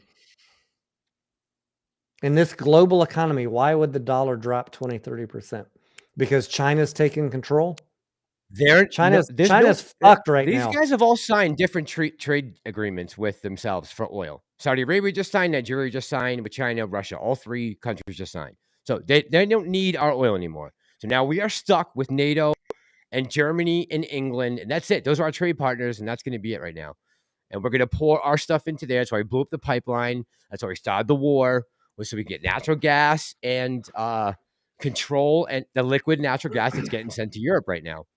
That's why we're sending more of it. That's why they're begging the Saudis more oil, because we're shipping it to Europe right now. Why are we begging the Saudis for oil independent 4 years ago? Where did all the oil go? Why would they purposely shut down pipelines and blow up our own goddamn and blow up pipelines when they're bitching about climate change all day? I mean, I'm getting all over the place right now. I'm tired. Very tired. I'm right there with you, man. This whole like shutting down the energy production in this country is I'm not on board. I'm not on board with anything that is going on right now in this country. Oh, how could you possibly be? We are poorer than we ever have been, right now. Because Massalorian, by next year we're going to be 100% solar independent. Right. That was a joke. Right. That was a joke, you guys. No, I know.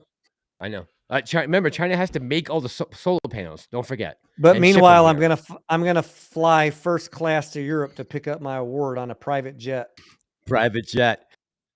And release 10,000 metric tons of CO2.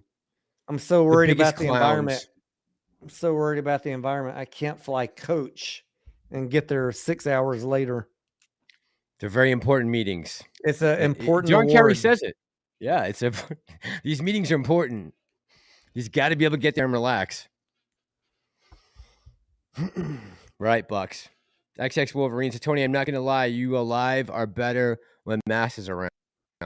It's just because it's nighttime and I'm a little more casual. Drinking. Like, look, in the daytime, I'm trying to make fucking money. He's just liquored up right now. That's all. I'm getting bombarded in the daytime with 1,000 questions while I'm trying to actually make money, and it's very distracting. Right now, we can just hang out. That's. By the way, I meant to ask you, how is your new setup working? Is it do you feel like you're on top of you're getting all the info, like, pretty much? Having 1, 2, 3, 4 screens is much better than having 1, 2. It is. Like, it lets me have a lot more eyeballs on what's going on. When my kid came over to go to the movie last night, he's like, "Wow, you got 4 screens now." I was like, "Yeah, this has been it's been really nice. It's been a big change to have. I can have 1 ticker that I'm day trading right here, and I can have 4 up here that I'm watching that are day trade potential, and I can have over here the ones that are the YouTube people want to know about. And then down here, I've got all my YouTube management, the live stream. So it's a great change. So you're using your bottom left screen as far as your live, like, so that's actually what's going on your live is on the bottom left, and you're watching other charts up here that aren't being displayed that you have eyes on. Is that how it goes? I mean, I can punch a button and switch to any of them. Okay. With your Stream Deck? Yeah. Okay. Nice. Oh, that's cool. And the camera I haven't seen it like operate. The camera's right here. I posted a photo. Maybe I made it like members only, but I saw the photo. I saw the photo. I just haven't seen you like actually. I haven't been able to see you. Just listen to you in the lives. I haven't been able to see you actually working. I got so mad that I was missing plays. Bro, I got like 10 tabs. Don't even. And one monitor to watch them on. Like that was costing me money. missing shit happening, and now I can have it all on these screens. So we sat around playing Dirty Dorito today while COSM went from $10 to $23. Don't talk about missing out on money right now. I'm about to puke. we should have chopped the nuts off that thing at 2:30.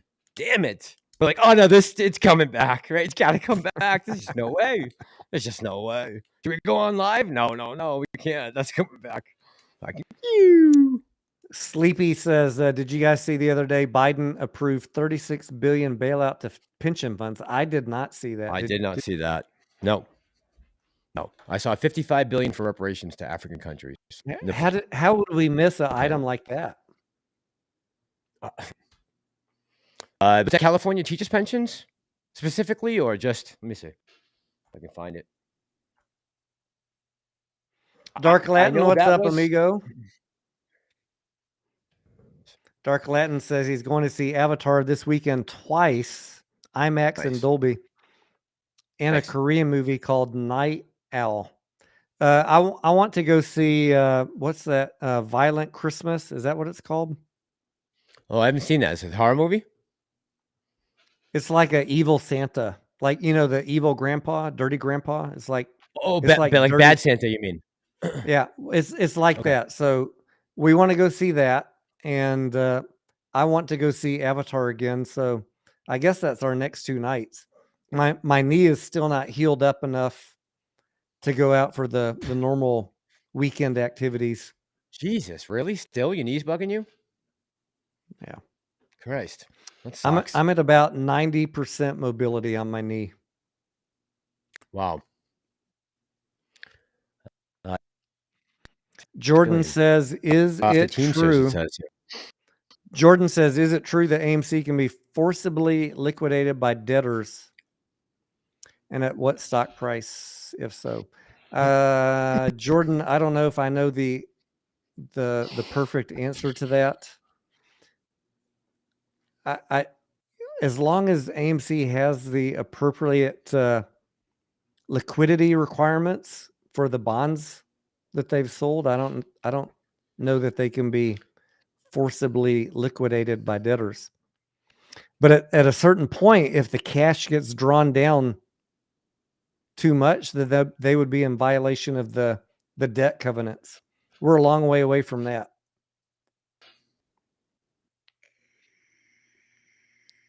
So just so you know, I'm gonna pull this up real quick. But I found about this yesterday. So I want to see exactly what the qualifications are, and I'm gonna do like a little document. I want to see how this thing plays out. This article from what's this from? The Grio province launches $10 million reparations program open to all races. The $10 million home ownership and programs and workforce training is paid for by federal COVID-19 recovery funds and must be used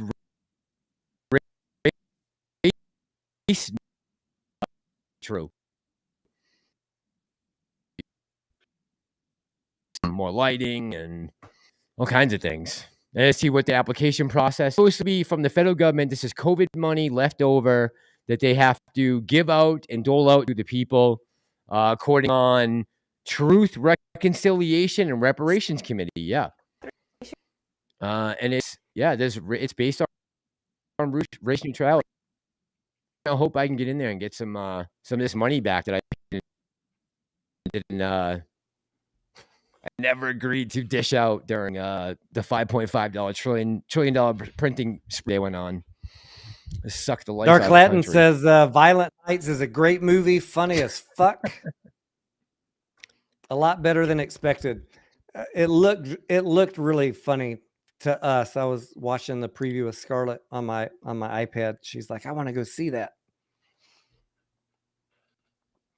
You're gonna go back and see. You said Avatar again Sunday, right? I want to see Avatar again this weekend, but first I want to take my wife to go see Violent Nights, if that's the name of it, the Santa movie.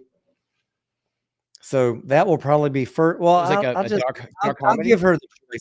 I'll give her the choice. She can pick Avatar or Violent Nights. It doesn't matter to me. I want to see both. Was it Phil for real who was telling us that his friend worked on the horror movie recently with the clown that was a killer and it was like over grotesque? That was Phil for real, right? Phil's relative, maybe brother, worked on a recent. It was like a historical war movie, I think. About the pilots? Not Devotion, but another one. Not Devotion. Oh. Okay. I didn't know that. I forget the name of it. American historical? It was like a Confederate type, if I recall correctly. Maybe someone in the chat knows. I would know about. I was thinking I would ever. If there was something come up on the big screen for Civil War, I would have heard about it. Steven says Avatar he thinks will bring in 170 million opening weekend. Let's just hope that keeps up.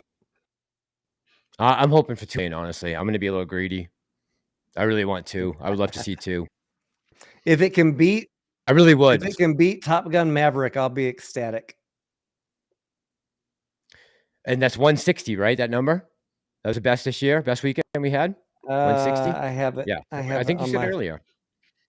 I think that's what I said. I got to pull it up again because I've had a couple shots. You could say that Massive was Yucko the Clown friend show. Yucko the Clown. I love Yucko the Clown. That was it. I was just pulling him driest humor. I was pulling him up on YouTube. I was like, whatever happened to Yucko the Clown? Oh, he went. Oh, man. Dirty outfit. Fucking mess. How could you go out in public like that? Oh, God, Tony. That's like chalk. It's like nails on a chalkboard. Oh, God. Breath just stinking like alcohol. 160 million. 160 million. You're right. Domestic gross first weekend. We lost Massalorian. Where'd he go? Phil's brother was in the Will Smith movie. What was the name of the movie, though?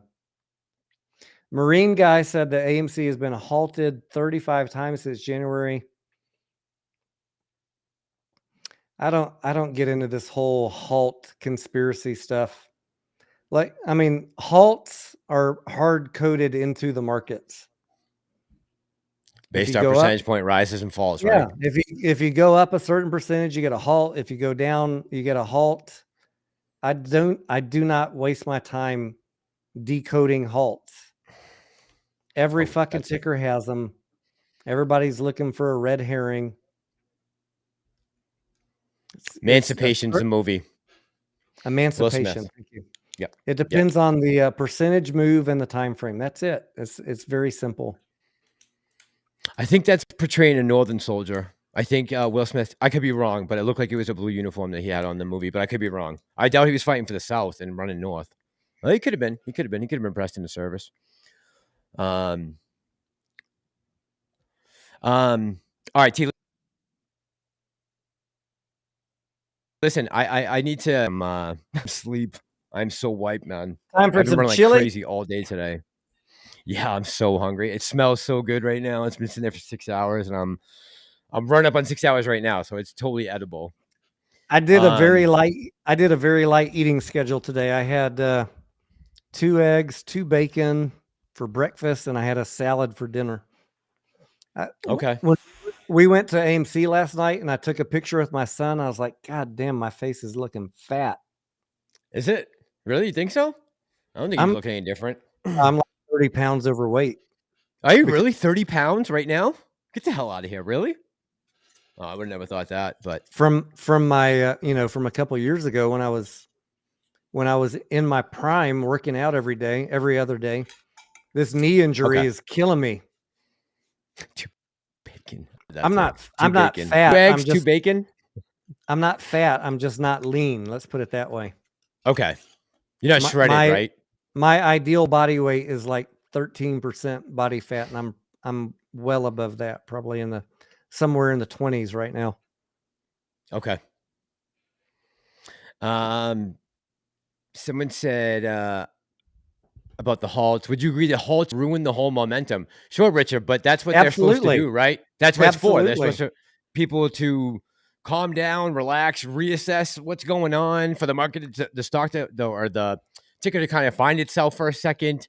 It's to try to put everything on pause. I mean, that's what the whole point of the halt is. It's so the stock doesn't go out of control.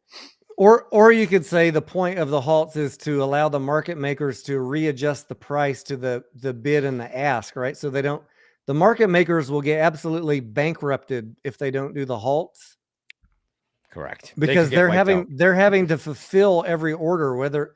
Look, if everyone's wanting to buy, there's no way. And the market makers having to sell, they will fucking go bankrupt in an hour. Yep. Look what happened to FTX.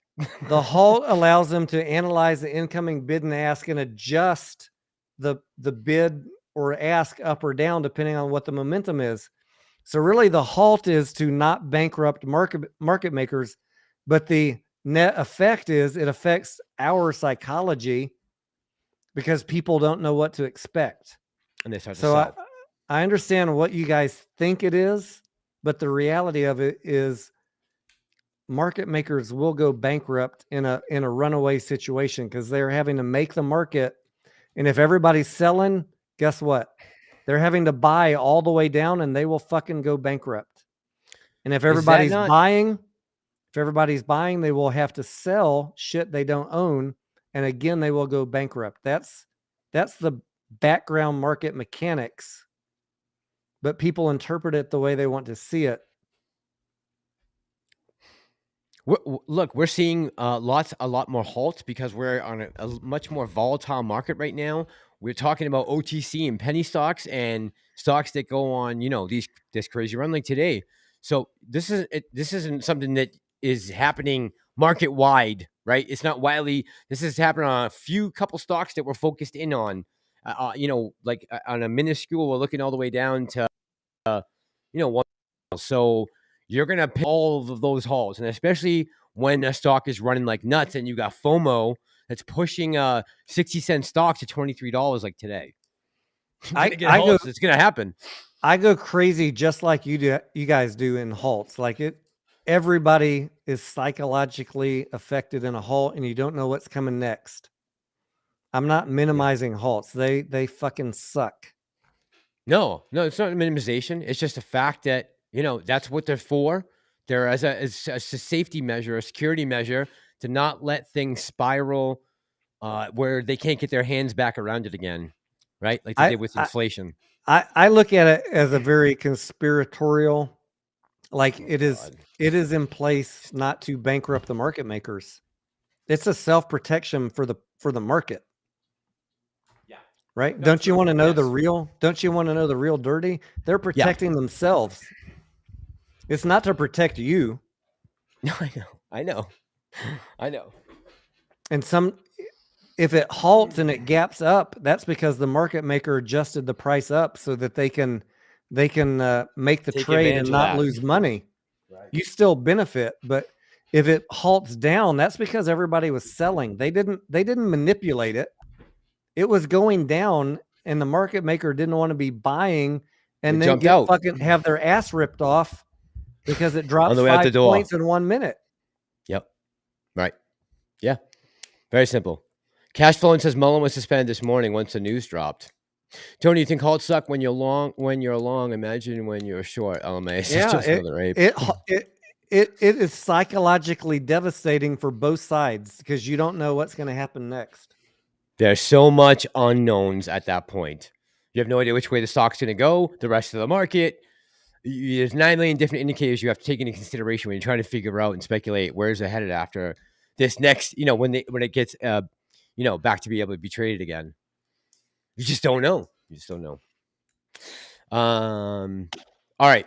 I gotta make a stand and say, all right, I'm going to eat right now, and that's it. I'm just how long have we been going here? What time is it? We started at 9. It's 9. We're running up on 4 hours. 4 hours. You can't hang out 10 minutes to make it a solid 4 hours. Oh my God! What are we perfectionists here? Jesus Christ! When do we turn into perfectionists and nail a 4-hour live stream? Just leave your Almighty, screen I'm up. starving. Leave your fucking screen up. I'll hold it down 10 more minutes. Over here. I'm hungry. Go get some food. I'll hold it I'm down for 10 more minutes. I'll stay for 10 minutes, of course. No. I'm not trying to rush. I'm just really hungry. I'll go get some chili and come back in. If you guys don't mind, I hate eating on camera. Look, I've had like 700 calories for the entire day. Don't give me that bullshit.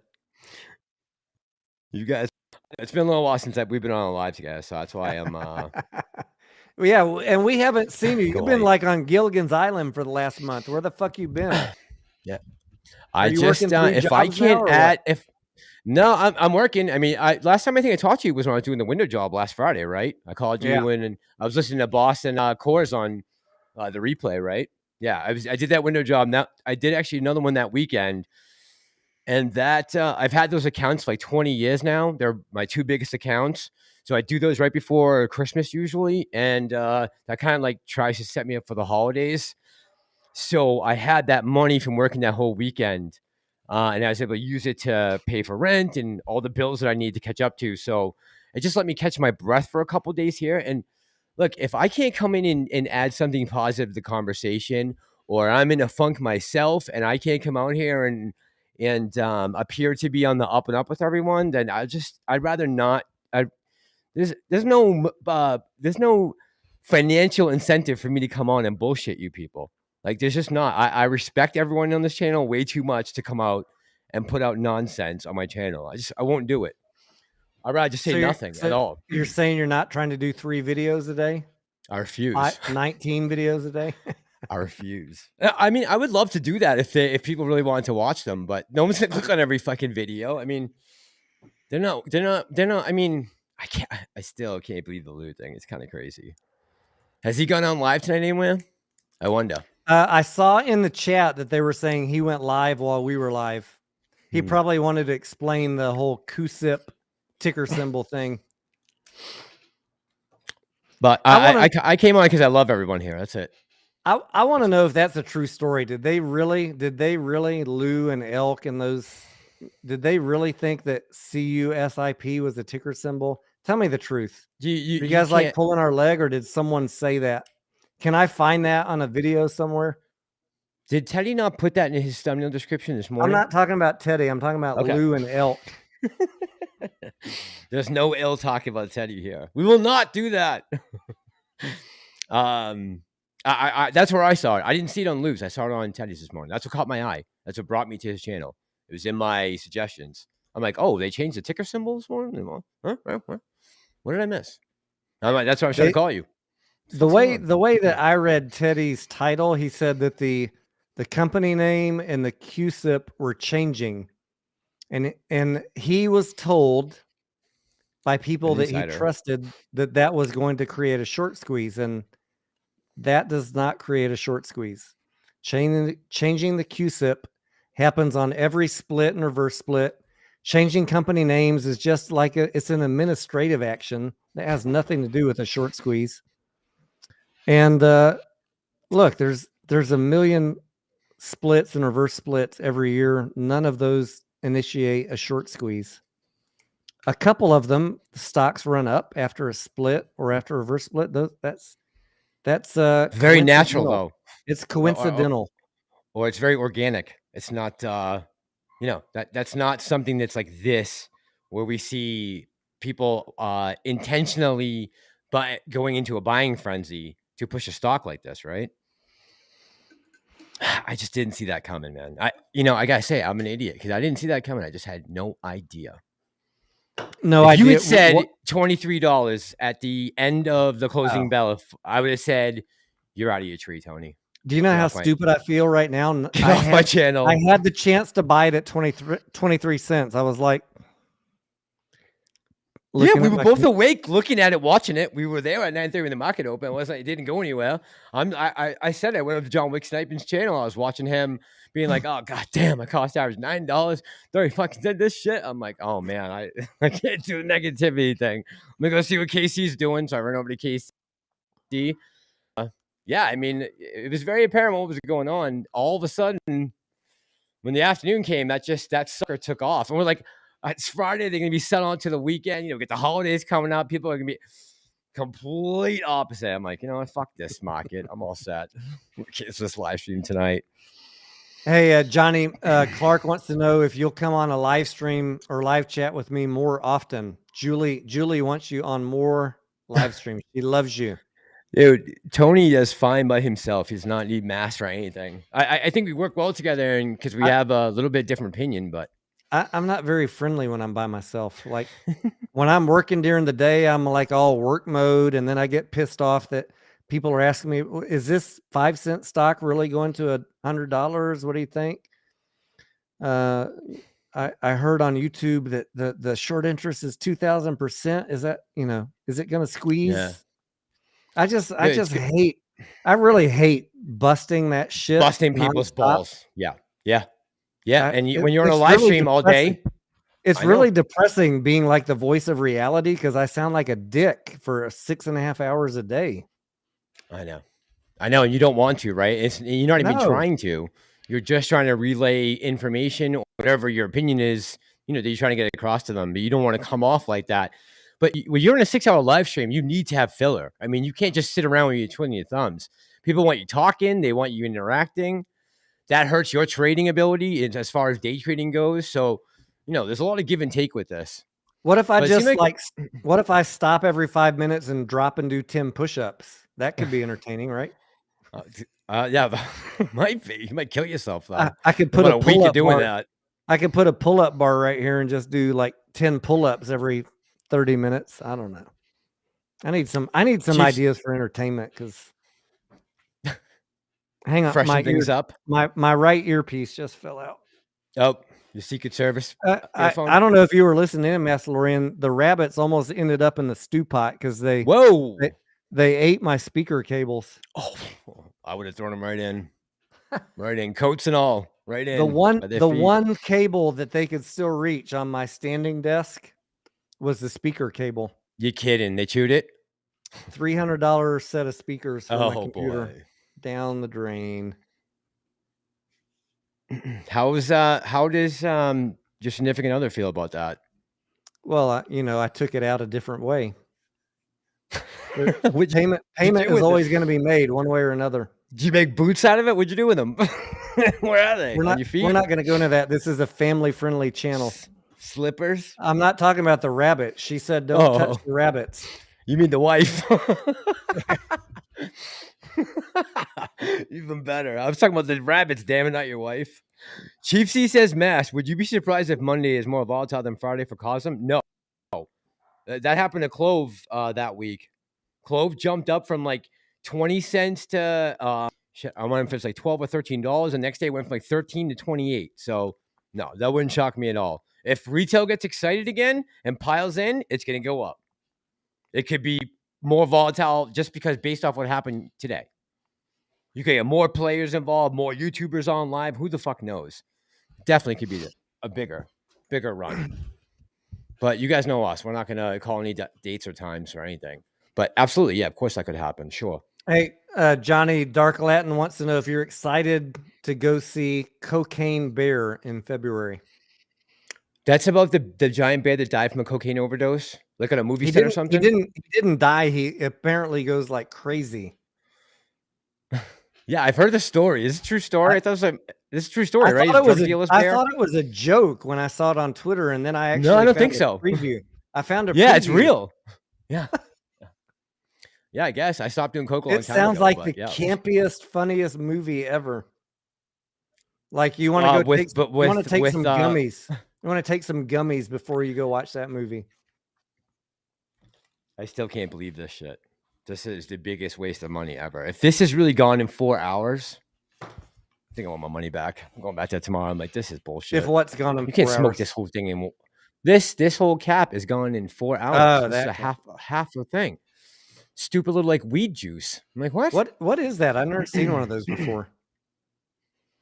This is just like a vape pen, and in the top is so it's like a honey consistency, and then when you light up for the vape, it burns off. It has like a certain amount of THC in it and CBD. Okay. Yeah, and you just like take a whack off it, right? Like you would for a joint, but it's just you don't have all the smoke and the smell, and you're not crushing your lungs to death. Turn down the battery; it's burning too hot. So I feel money. Yeah, it's true as the dog ate my homework, says Eric Rojas. Do you think the hedge funds are taking out? Oh, Clark. Our Baglio says, "Can you?" Our Baglio, I'm assuming you're talking about Cosmos. He asked, "Can you sell and then be refused, then sell again for a crazy profit?" Are we talking about COSM? I mean, yeah, your sell order could be refused depending on what you had set for the if you had a limit price. I've also seen sell orders be refused if there was no liquidity. Yeah, if they have no choice, right? It's less common, but it could happen. Yeah. Thanks, Richard. Appreciate that, man. Clark, I've seen a lot. Richard, thank you for the shout out. By the way, speaking of which, Diaz and Prometheus, man, thank you guys for modding tonight. Prometheus, tell Pam hi for me. I don't know. She wants to ignore me, so whatever. Two can play that game. Clark says it might be cheaper just to smoke a joint. Seriously, Clark, I might just switch over to flower. Yeah. You don't have a connection up there, Mass? I mean, literally, there's a weed store like 5 minutes down the street from my house. It's completely legal. I mean, and meet somebody. Yeah, to go and meet somebody and pay, and go. I mean, the only reason I would do that is to save on the tax and the ATM withdrawal fee. That's it. Otherwise, I'll just go right to the dispensary, right? And I know exactly what I'm getting my hands on. When I walked in today, they had a booth there. It was a guy set up, and he had a little pen on him. And they're going to start making money, man. These weed companies are going to start making some bank. They got to be making bank. When is Sundial going to go up, though? That's what we want to know. I don't know. I've been looking to see if there's any Sundial products. I haven't seen a ton of Sundial products anywhere. I've seen a lot of Tilray. I've seen Tilray. I've seen, what's the other one that's almost like Carvana? Not Aurora. ACB, Aurora Cannabis. That's Tilray, it. That's Sundial. So I haven't seen much Sundial, at least here in Massachusetts or Rhode Island. I haven't seen much Sundial anywhere, really. I know they have a facility out in Western Mass, I believe. But I've seen almost everything I've seen has been Canadian, mostly everything. A few things from local, but no Sundial. I haven't seen any Sundial. I've been looking. Yeah, I've been looking. I need to do a fresh deep dive into Sundial. It's been 6 months since you last looked into the numbers. Yeah. All right, you made it till 1 o'clock. Go eat. Thanks. Appreciate it, guys. Thank you for hanging out. No, man, love you. Thanks. Thanks for coming on. We're not going to talk bad about you tomorrow. All right, don't. Yeah, let me catch my breath tomorrow. Go see Avatar, and then we'll reconvene Sunday night before the market opens and figure out what's going on. Right? Sounds good. Sounds good, man. Thank you, guys. Thank you, everyone. Whether you're watching live right now, if you hung out with us the whole time, just joined in, or you're watching on replay, you are the real OGs for hanging till the very end. Yeah, seriously. Thank you, guys. We love you guys. Thank you for your support. And have a great night. Let's make some money. Go see Avatar. And buy some straight to the bottom line popcorn. Tons of it. Dump it over your head if you have to get another one. All right, guys. Have a good night. Love y'all. Get a beer or a mixed drink if you can find the bar and there's a bartender. Find a bartender. It's not funny. All right, let's go. We're out of here. Have a good night, guys. Love y'all. I just snorted on the camera. You did. Good night. It's all right. I'll add out. Night, guys.